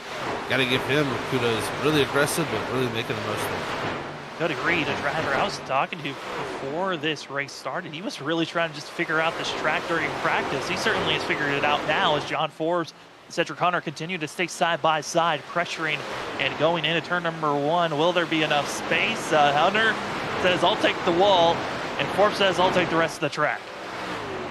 This is getting a little bit crazy again. It's like this again, making the big move. As Forbes is, he showed a lot of aggression last season with those 5 wins, but having some good little racing there as Cedric Hunter on dipping behind him there is possibly was look to say, hey, go ahead. We got a little bit longer left of this run.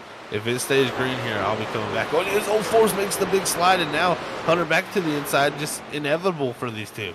They certainly are going to have to be careful not to wreck in front of one another and take out any other drivers, but certainly side by side, it is Cedric Hunter pressuring the up front. It's Ethan Smith looking good for now, but I want to talk about that red, white, and blue machine of Thomas Green. The 15 qualified second, was caught up in other incidences.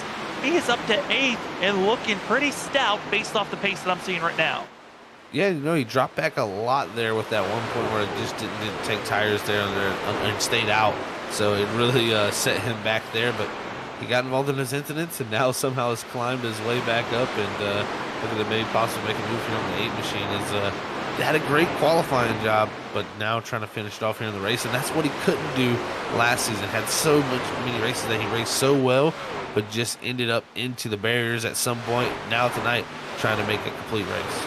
As GT Irizarry going to be a lap down driver that everyone's trying to get by as Noah Steele tries his best to hold on, won't be able to do so. 7, give it to that of Thomas Green, and as well further back in the field, just around that top 10 position is Thomas Green blocking the 8 and 0-1 into turn number 1.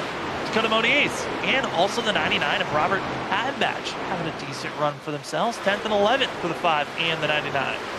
Yeah, with all this chaos, it's really allowed a few of these guys to have some really great runs and get up into position as well to recover on that that lap car of ISRC, and Green just squeezed by. I mean, that was so close. I know these guys don't want to give up position, but man, oh man, sometimes they gotta lift. So it's definitely one of those nights. But man, you're seeing it right now as this 99 works by ISRC there and gets by him.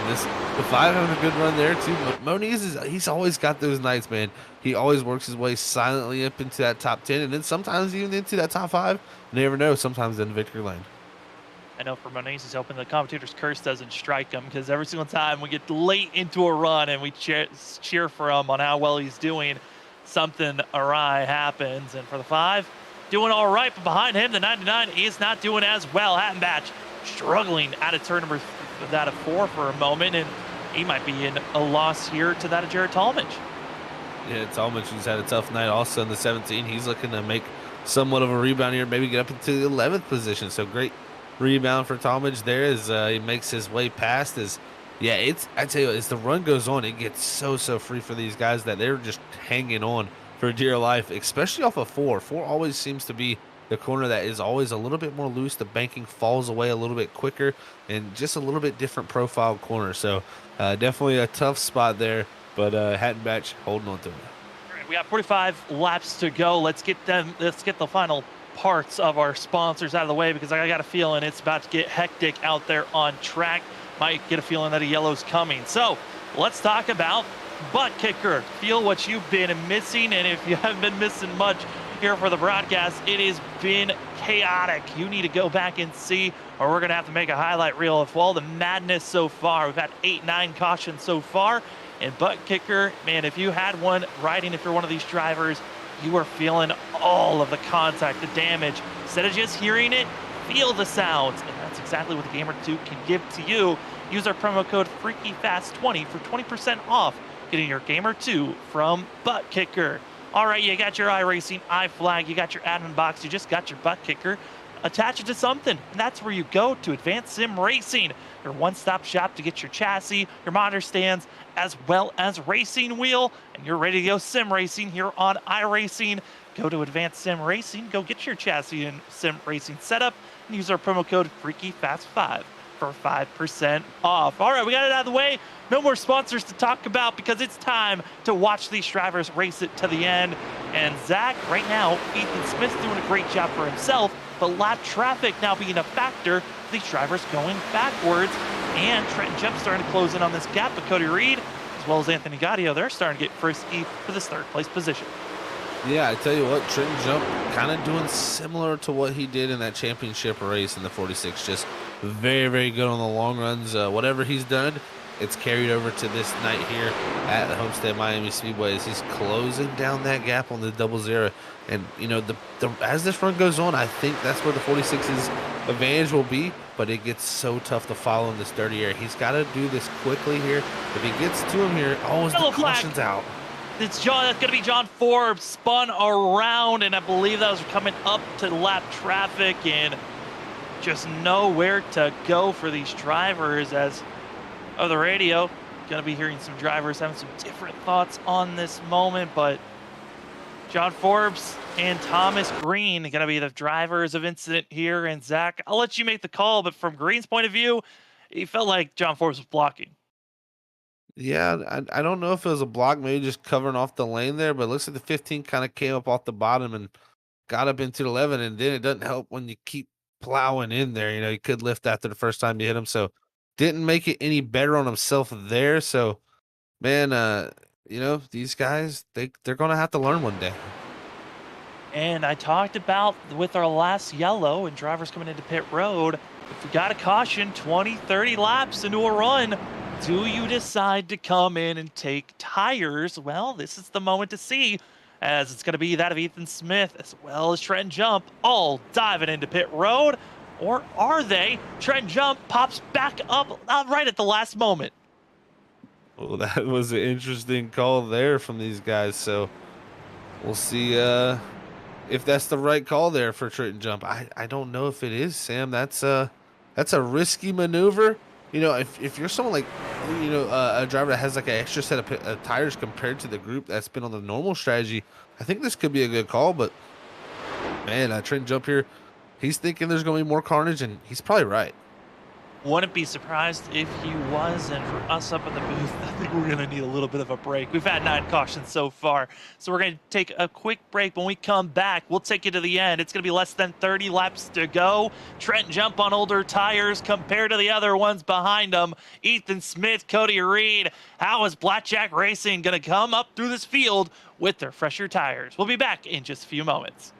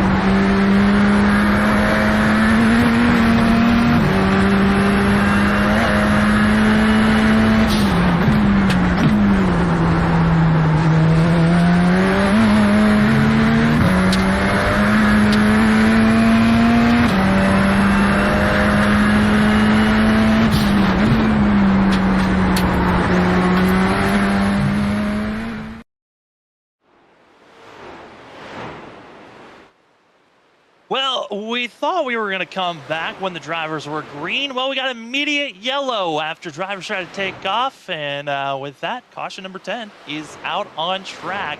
Less than 30 laps to go, coming up to 25. It should be around 23 to 22 when we go green once again. But thanks for joining us here on Freaky Fast Broadcasting. My name is Sam Dyer. With me is Zach Hall. More running productions. And you're watching the absolute meltdown of these drivers on that last restart. Zach, certainly not the way we wanted to restart after caution number 9, but hey, I guess they wanted to go into double digits for yellows.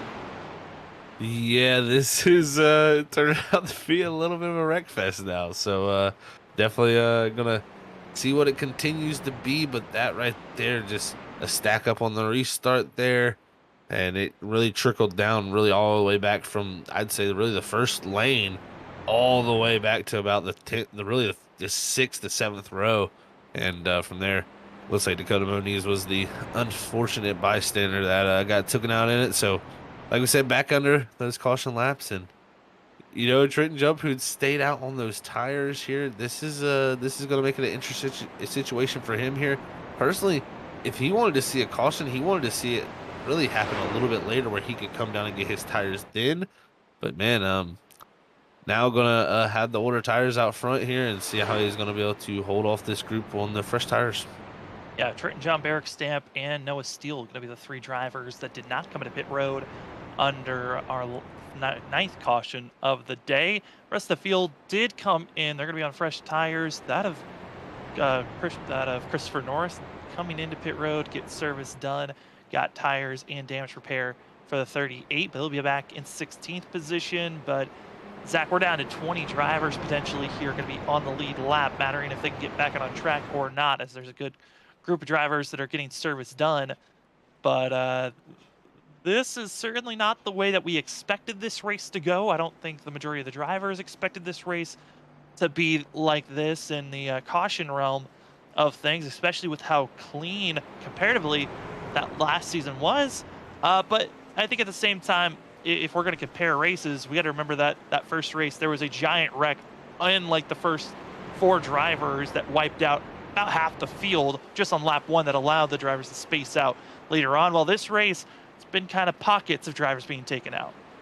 Yeah, you would think a track that has multi-lanes, it spreads out a little bit more in the corners, would be a little bit easier to race each other.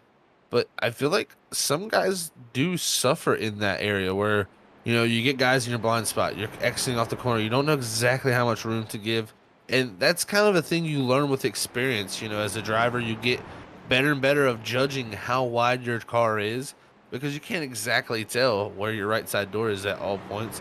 And I think some guys struggle with that just a little bit. So you see incidents happen there. They don't know how far out their left front is or right front corner of their truck is. It's just little things that cause hiccups here at this track, I think, for these guys tonight with this side-by-side racing that's kind of got into it, where if it was a single-file racetrack, you would still see incidents where guys are getting into the back of each other and, fighting for that one groove.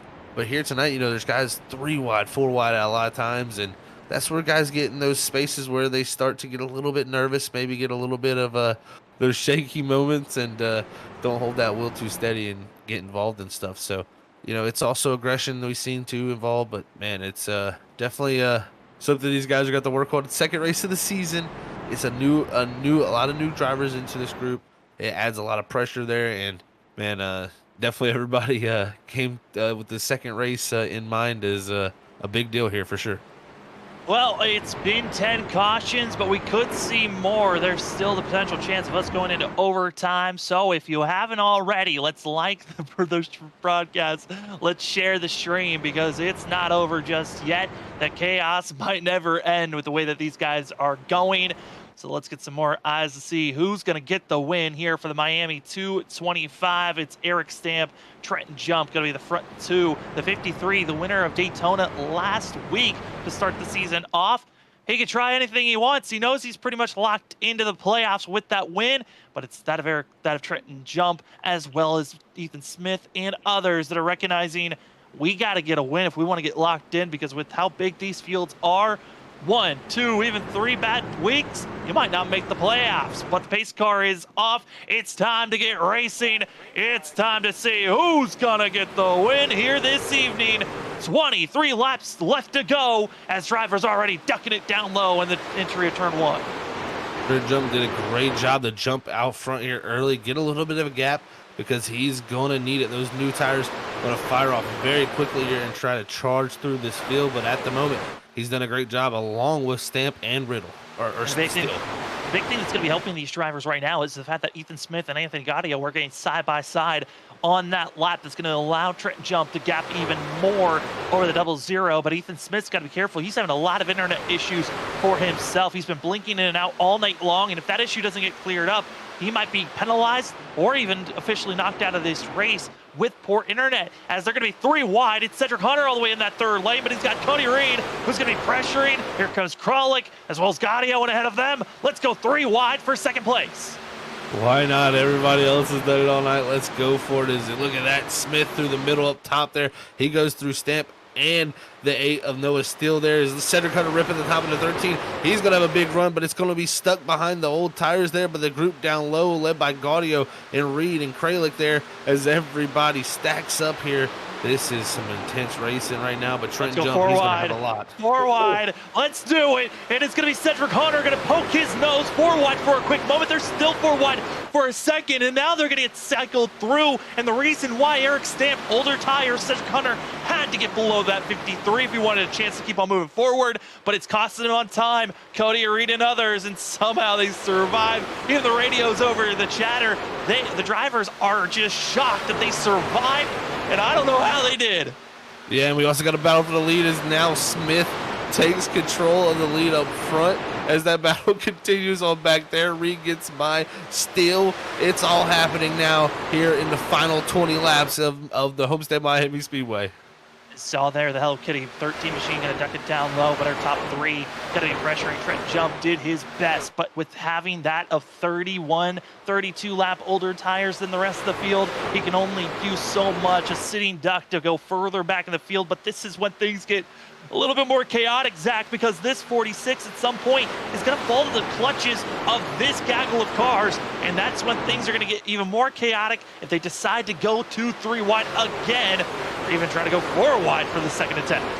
Yeah, and the problem for Trenton Jump here on these old tires, he's going to just have to try to hold on to something, because even if we do get a caution, so many guys have already hit pit road. He's going to have to start well behind here, almost back all the way into around the 20th position. I'd say, almost up into the wall. That's causing a stack up there. Cedric Hunter had to back out of it. It allows Reed, but here comes Kralik with the big run. He gets blocked by Reed, who with a huge run of speed, and that almost could have been disastrous. Cody Reed, he is gutsy, and he's been on the restarts, and him and his teammates willing to block anybody, as we'll go 3 wide again. Seeing that, a Trenton Jump stuck on the outside, and Cody Reed and that blackjack team, they certainly are willing to throw it all on the line, but at the same time, they know that's going to be served right back at them. But here comes a driver that I was talking about who was struggling for a while, Isaac Shelley, poking his nose with that of going to be Jared, that of Talladega, trying to make his moves to move up into the top 5 potentially here. And I tell you what, yeah, like you said, he's making his appearance again as Shelley is there. That's going to be a great job by him to move up into the 6th position here late in the going. And that's a great rebound from him after really struggling from that early portion after starting off well in this race. So, man, great job by him there. Has also got the 17 of Jarrett there battling behind. But look at this, Kralik trying to make something happen on Reed here for the 4th position. Also, as in everything continues to go on, Trenton Jump is saying, man, I should have probably took those tires. Coulda, woulda, but now he's just got to deal with the repercussions of all of these decisions, and he's going to falter back to that of 8th place as the drivers up front starting to get a little bit more single filed out, and as the fresh air is there, Zach, Ethan Smith, he's almost got a full 2nd over that of Anthony Gaudio. Yeah, and we've seen Smith be pretty strong throughout majority of the run here tonight. This is going to be tough for Gaudio. He's got a lot of clean air to run him down, but it's still going to be very tough as he also got the 13 of Hunter there closing in the 3rd position. 4th still being hotly contested there for that position there with Cody Reed and the 01 of Aaron Kralik. But man, oh man, Smith out front right now has got to be feeling good with the gap he has.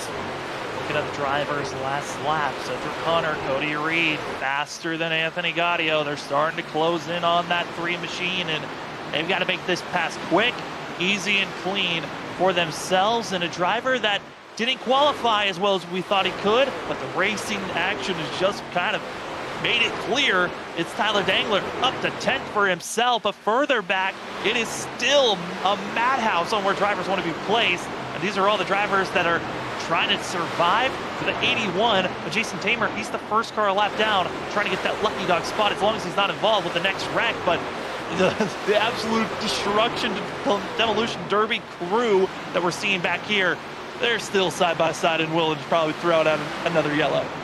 Yeah, you know, if he wants to get that lucky dog, he does. You know, he wants the yellow, but he doesn't want to be a part of that yellow for sure. And this group right here, the most stacked up for sure. If anybody's forms is coming into the picture, also is this group does battle late and going for these farther back positions, man, trying to get as many points as they can here late and going, also trying to possibly get back in position to go in the lead lap. So it's closing down to the final portions of this race.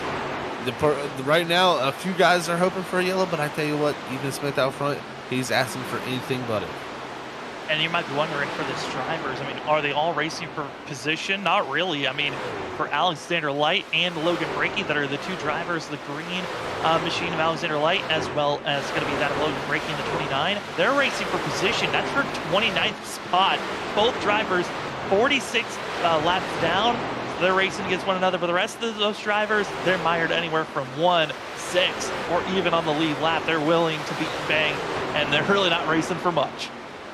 No, not racing for much, but no. Aaron Stamp, that could have been dangerous as they hit down in the 3 and 4 is hopefully going to hold it to the inside there, but could be a little bit of a stack up here as they run up on top of each other with Gregory Shaw. And there goes down to the inside. I believe that's Norris.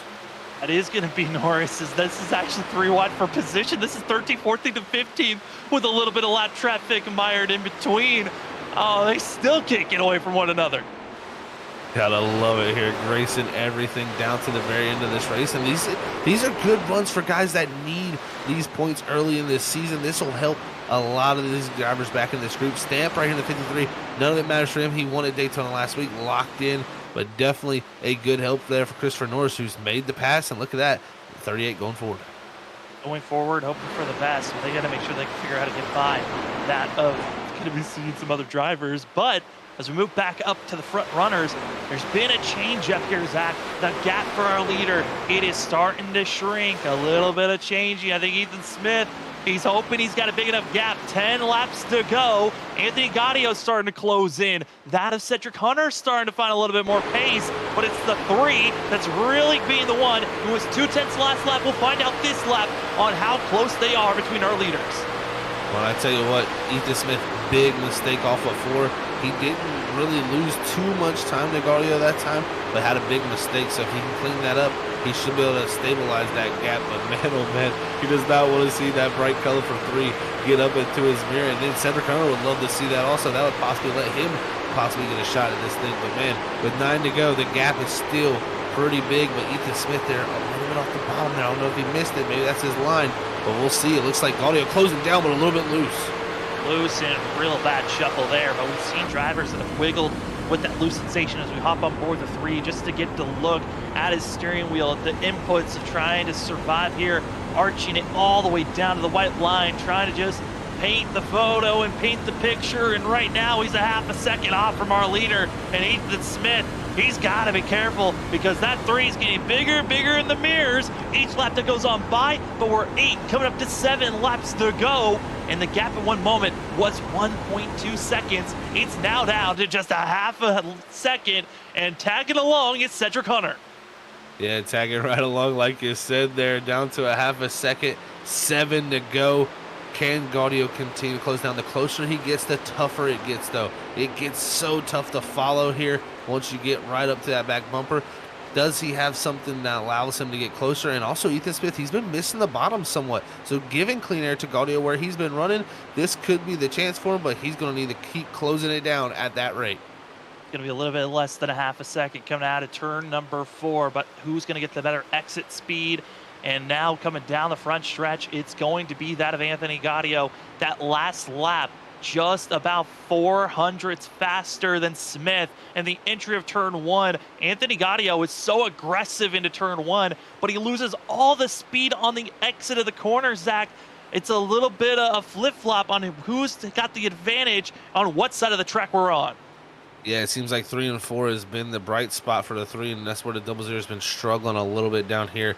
We'll see, do they continue the game? But Like I said, the closer he gets, the tougher it does, but it's going to be 5 to go this time.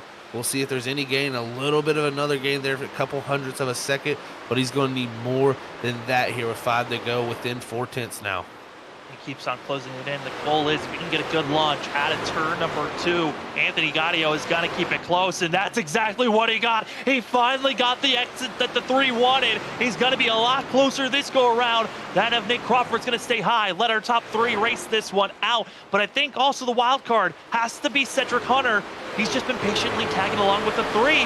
What is the 13 going to have as it's 4 laps to go? 3 is tenths is the difference between first and second. Yeah, and at this rate, he'll be there and possibly be challenging. So can he get this done? We'll see. Like you said, Cedric Hunter tagging along there. This could be his chance. But, Ethan Smith again having some issues with his network here. This could make it interesting, too, because if he starts to blink when he gets there, that'll open up the door for clean air. Lap driver Carl Pooler is going to get out of the way. We're coming up to 3 laps to go. Next lap car is going to be Robert Schmock and then also GT Irizarry. And those are going to be the last 2 lap cars that are drivers, leaders really have to worry about just because of how slow they are. But it's just this close. These drivers right on their bumper. Anthony Gaudio, first attempt to try to go for the lead. Not close enough to get underneath the 00. But at turn number 2, here comes the momentum. Anthony Gaudio, 3 laps to go. The 3 poised to try to take the lead. Yeah, he just dove it in there, and this shows he has a lot of grip here available and has something to offer when we go back to 1. Can he set him up out of 4 right here? So tough to follow. Look, loses the nose behind him, but he's going to have somewhat of a run here. Look at this, Smith covering the inside.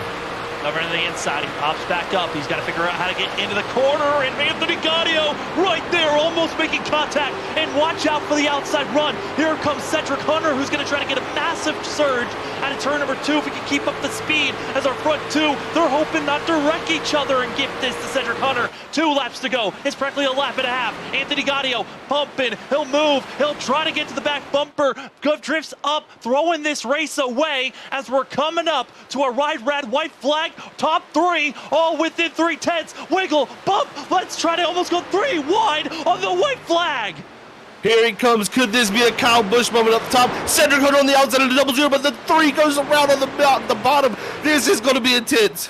Blinking issues by Ethan Smith, blocking up the 13. Cedric Hunter's hoping to find the move, but the pass for the lead was made. We're going to have a lap car. Late block Gaudio to Smith. Bump, run, right in front of Hunter. It's going to be 2 wide for the lead. Cedric Hunter's going to have an opportunity to drive it down low. Drifting up, trying to be the stealer. Here he comes. Cedric Hunter, he does it. He steals it. Miami 225 is all for Hello Kitty. Cedric Hunter wins. What a finish.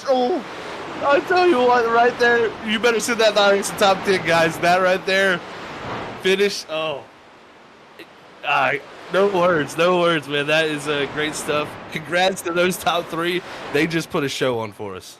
Cedric Hunter, all off season, all this past week has been stating Miami Homestead is my track. I'm winning it. And it was gifted. And I gotta say, the gifts keep on flying for Cedric Hunter. He was gifted a win Saturday here on Freaky Fast Broadcasting, and it comes once again, but on the white flag here tonight for the ISRC Race Car Graveyard Truck Series. I mean, in most leagues, he wouldn't be classified as a rookie, but here in this league, he is. The rookie wins at Homestead. Man, I tell you, unreal finish there. I got no words. Congrats to Cedric there. That was a heck of a job for him. But yeah, I mean, those 2 battling each other. They're coming through 3 and 4 is what opened the door for them. We've seen it before in racing, man. When you get so focused on battling another guy, that 3rd person could be the one sitting in the perfect spot. But what a finish. Tough race for a lot of people, but that's a great way to end it for us tonight.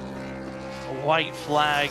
The pass needed to be made, and a late block certainly got it all cycled up, and you saw it when we were at 12 to go. We still have more action here. It's the post-race show. Let's talk to the drivers in just a few moments. Our top 3, Anthony Gaudio, Ethan Smith, get their disappointment on how aggressive they were on that white flag, and the elation Cedric Hunter must have right now. The 13, he has got his win, playoffs. We'll talk to those 3 in just a few moments here on Freaky Fast Broadcasting.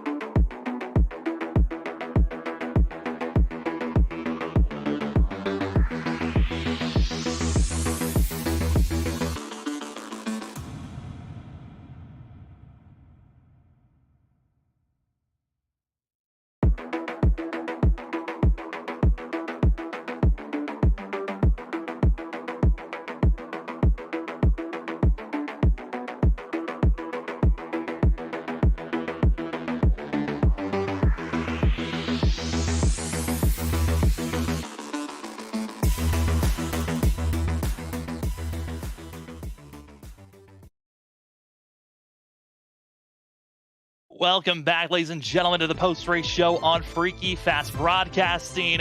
Hey, this finish was so great. Let's watch that last lap again in slow motion as we get to talk to our top three, starting things off with third place finisher in the 3, Anthony Gaudio, who thought he had the win, but it was not meant to be. We've got Anthony Gaudio up in the booth with Zach and myself.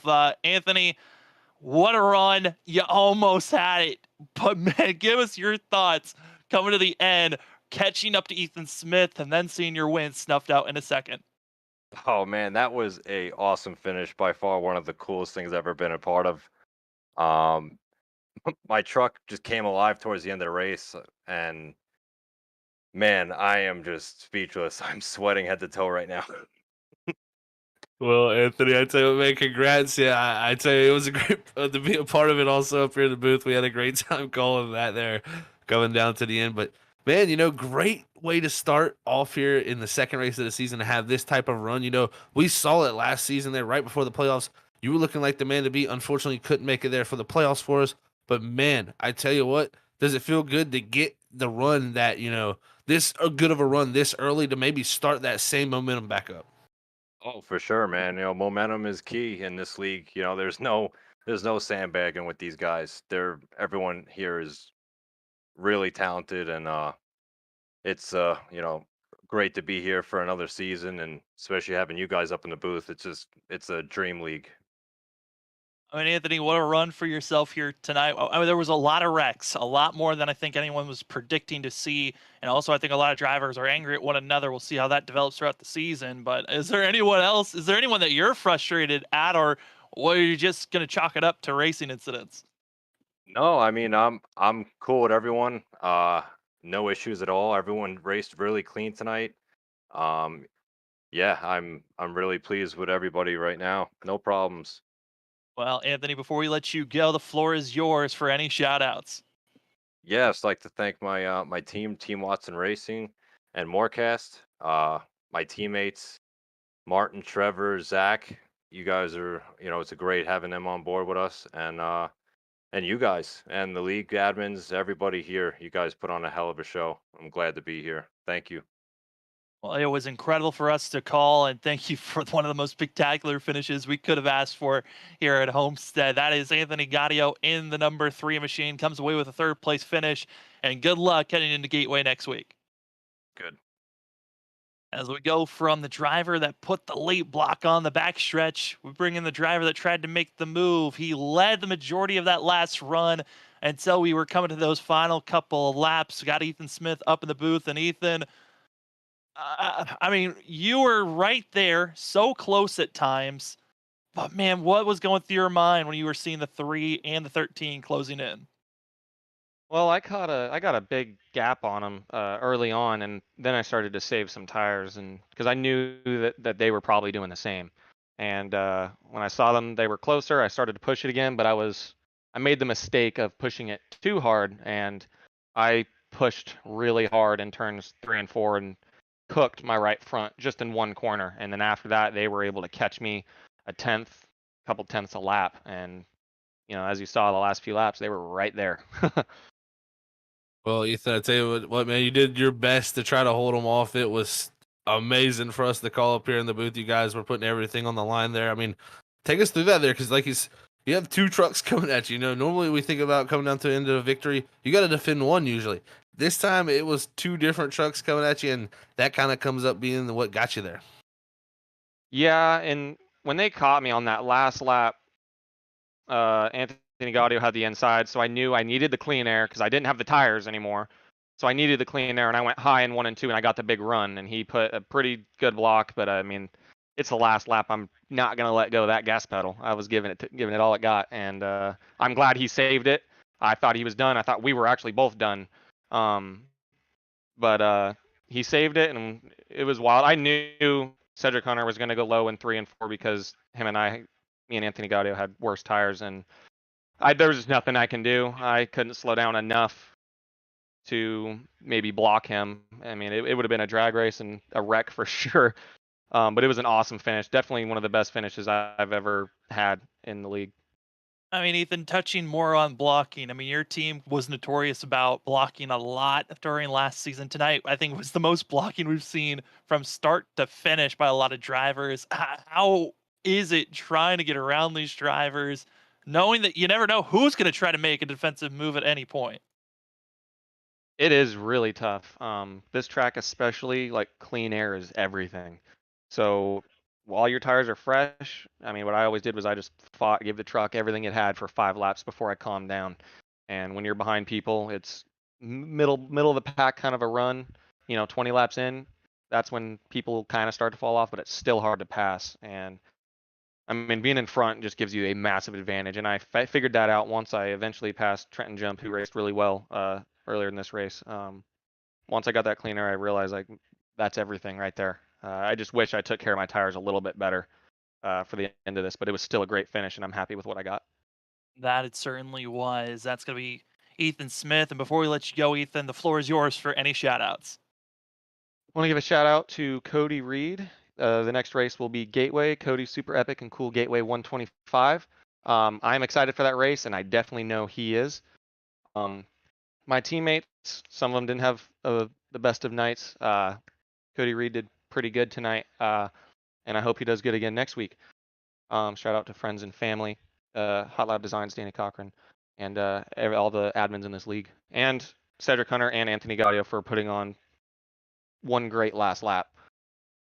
And that it was. It was spectacular for us in the booth, as that will be Ethan Smith in a 00 coming away second place here tonight. Congratulations, Ethan, on a great finish, and good luck heading into Gateway next week.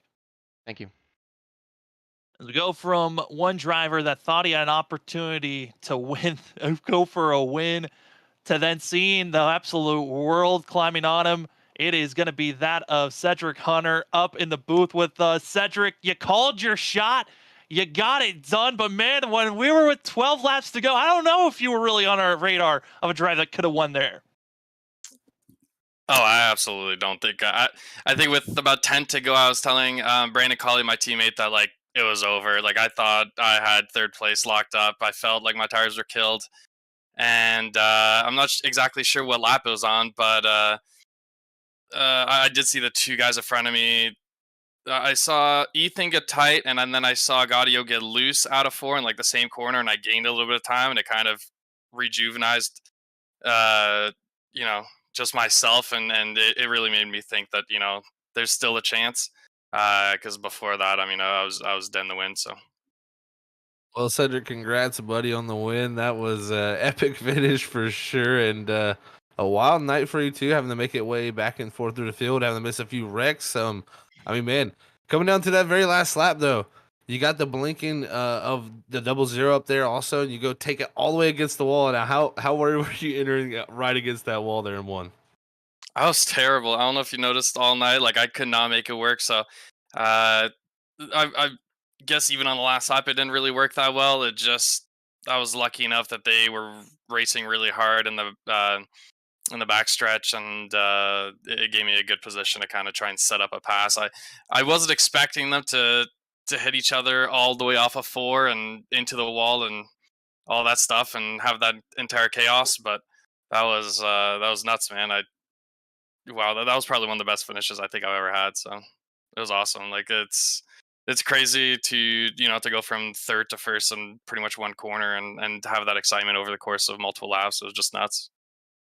I mean, Cedric, you were calling your shot on this race during the off season and into this past week. How much confidence were you coming in with, and are you shocked by the way that this race kind of came through, that you found yourself in victory lane? If you'd have asked me if I was gonna win this race even yesterday or even 3 hours ago, I would have said definitely. After probably the first run, honestly, like I didn't feel that good. I didn't put down enough practice, which was my bad. I think I underestimated these guys and was coming in here with way too much confidence, and they're really good, really aggressive drivers, and I mean, we saw it tonight. No matter, I felt like what I did, I was getting in the back nine, like the strategy that I ran, I thought was good, was good, saving an extra set of tires because we saw a bunch of wrecks early, and I kind of realized at the stage that that probably wasn't the best idea, and that extra set of tires is probably going to be useless anyways because of just the absolute chaos that's restarts and stuff like that. So uh, I definitely put myself on the back foot and had to race my way back, uh, and yeah, I honestly got lucky with the finish. So I'll take the win. It's what I expected coming into this race, just not in that fashion. Yeah, it certainly was chaotic. It was fun for us of the booth to be jumping up and down watching, but man, what a win for yourself. And before we get you out of here, the floor is yours for any shout outs. Yeah, as always, I wanted to give you guys a huge shout out. You know, you guys always do a great job, and I'm happy that we're able to put on a show for all the fans and everyone out there watching. I also want to give a huge shout out to my teammates, Brandon and Nick and Chris as well. Nick and Brandon helped me a lot, I guess, just kind of keeping my confidence up within the closing laps and also helping me out throughout the strategy because uh, I think when I spun out on pit road, I'm assuming, and you guys probably caught that, and if you didn't, then thank God you guys didn't. Um, Spun out on pit road, decided to just do a drive through because at that point I was gonna have to drive through everybody in the field, including guys with fresh tires, and so I just did a drive through on old tires, took the L there, and uh, Collie came up with a great idea of pitting with like 6 laps to go before the stage, and I just took it super easy. Was able to cycle back to the front, and you know it gave me a second chance. So great calls from the two of them, and then obviously Chris finishing 12th is a really good starting point for the season, and really hoping that he can continue to grow and you know hopefully get top 10s, top 5s, and if we can even get him a win, man, that'd be nuts. That'd be crazy. I would honestly take him winning a race over me winning a race this season. Like that's the ultimate goal for me. I mean, there's a lot of drivers that have to try to beat out if he wants to get that done, but certainly it is going to be a good one. Cedric, congratulations on this win. And I can't say we did talk about you, Cedric, in the entry of pit road. It was certainly I something figured. that was fun to talk about. But Cedric, congratulations on this win, and congratulations on now being locked into the playoffs. And good luck heading into Gateway. I appreciate it, man. Thank you. As that is your winner here tonight for the Miami 225. That is going to be Cedric Hunter in the 13 Hello Kitty machine. And what a race it was here tonight. Real frustration for the majority of the field with 10 official cautions thrown out. But man, Zach, was it all worth it at the end as we bring up our results here on where drivers finished? Yeah, it was definitely worth it in the end. It definitely took a long time to get there, but you know, you made a great point about this. The craziest races, you know, usually end up with the best finishes. So it kept to that tune, and man, what a crazy race it was. Absolutely crazy, bizarre. A last lap pass, 2-for-1 meal out of turn number 4, and Cedric Hunter found himself into victory lane with that of Ethan Smith in second, Anthony Gaudio in third. Cody Reed with his aggression going to come away with fourth, and Aaron Kralik, fifth place finish. That's a great run for the 0-1. Who's been struggling even last season. And then you got Isaac Shelley going to be in sixth. Tyler Dangler, one of our biggest movers of the day. He's not the biggest mover. That actually goes to Anthony Gaudio, who didn't even qualify for himself.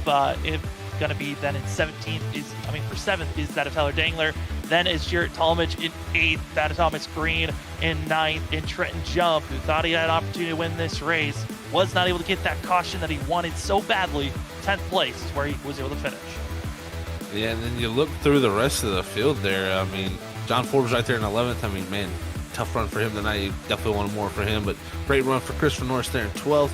Winner from Daytona there in 15th, Eric Stamp, and some guys back here and farther out in the field definitely wishing for more. You got to look no farther than I'd say that 23rd position there. GT Rosario, our winner from last season at Homestead, looked to come back here and do the same thing. Involved in that incident with Gio there at one point during a caution, got involved in that. Brandon Colley also there in 25th. And also, I think Danny Cochran all the way back in 33rd. There was a lot of top contenders. Trevor Earhart in 30th. I mean, many top contenders took it out in this race, man. And it was a night of attrition, that's for sure. I mean, 25th on back. There's a large percentage of drivers in that group that at one point, a lot of these drivers had thoughts that they were going to win this race with some of the speed that they showed in previous seasons and also here tonight, but the luck was just not on their side. And the only driver that found that luck here was Cedric Hunter, and what a weekend it was. Saturday he was gifted a win. Here for Monday night he was gifted a win as well, and now the 13 gonna be feeling good moving forward and gonna be able to take a lot more risk knowing that he's locked into the playoffs. But Zach, man, I can't even really think of final thoughts just because there was so much action that happened here tonight, but I gotta throw it to you. What are some of your final thoughts?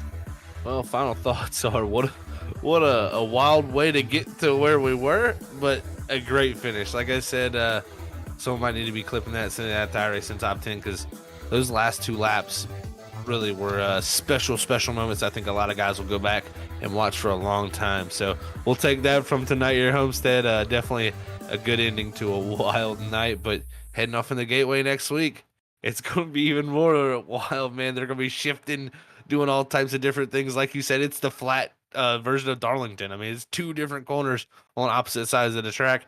So can't wait to head off there and see who's going to get it done there, because that's a really tricky track that takes a different type of skill, and I think we'll be surprised who comes there with speed. Yeah, 10 cautions here at Homestead. How many are we going to get at Gateway next week? We're going to have to find out and see. But for us here at Freaky Fast Broadcasting, plenty more racing action to be seen here, as we're going to be having debut races for that of Wicked Racing League, going to be on Wednesday night, as well as Thursday, Stars and Stripes. WSSR Roasted Gems Coffee, going to be Cup Series, going to be on Saturday. Then we got the 802 Cup Series, Next Gen Cup Series on Sunday, and then we're right back here for Gateway for that of the ISRC Race Car Graveyard Truck Series. Homestead Miami, it gave us thrills at the end of season 2, and it certainly gave us some chills here tonight. But at the end of the day, one of the best finishes you could have asked for on iRacing or any type of virtual or real life racing. Cedric Hunter gets the win on the final corner, passing 2 for 1 and finding himself in a victory lane here for the Miami 225. Thank you to everyone that's joined us and has been struggling through these 10 caution-filled race that we had here tonight. But thank you for coming and staying with us till the end. Again, cannot wait to see you next week, Gateway. But for tonight, thank you for joining us. Have a great rest of your night, everybody. And we'll see you Wednesday for the Wicked Racing League's debut race here on Freaky Fast Broadcasting.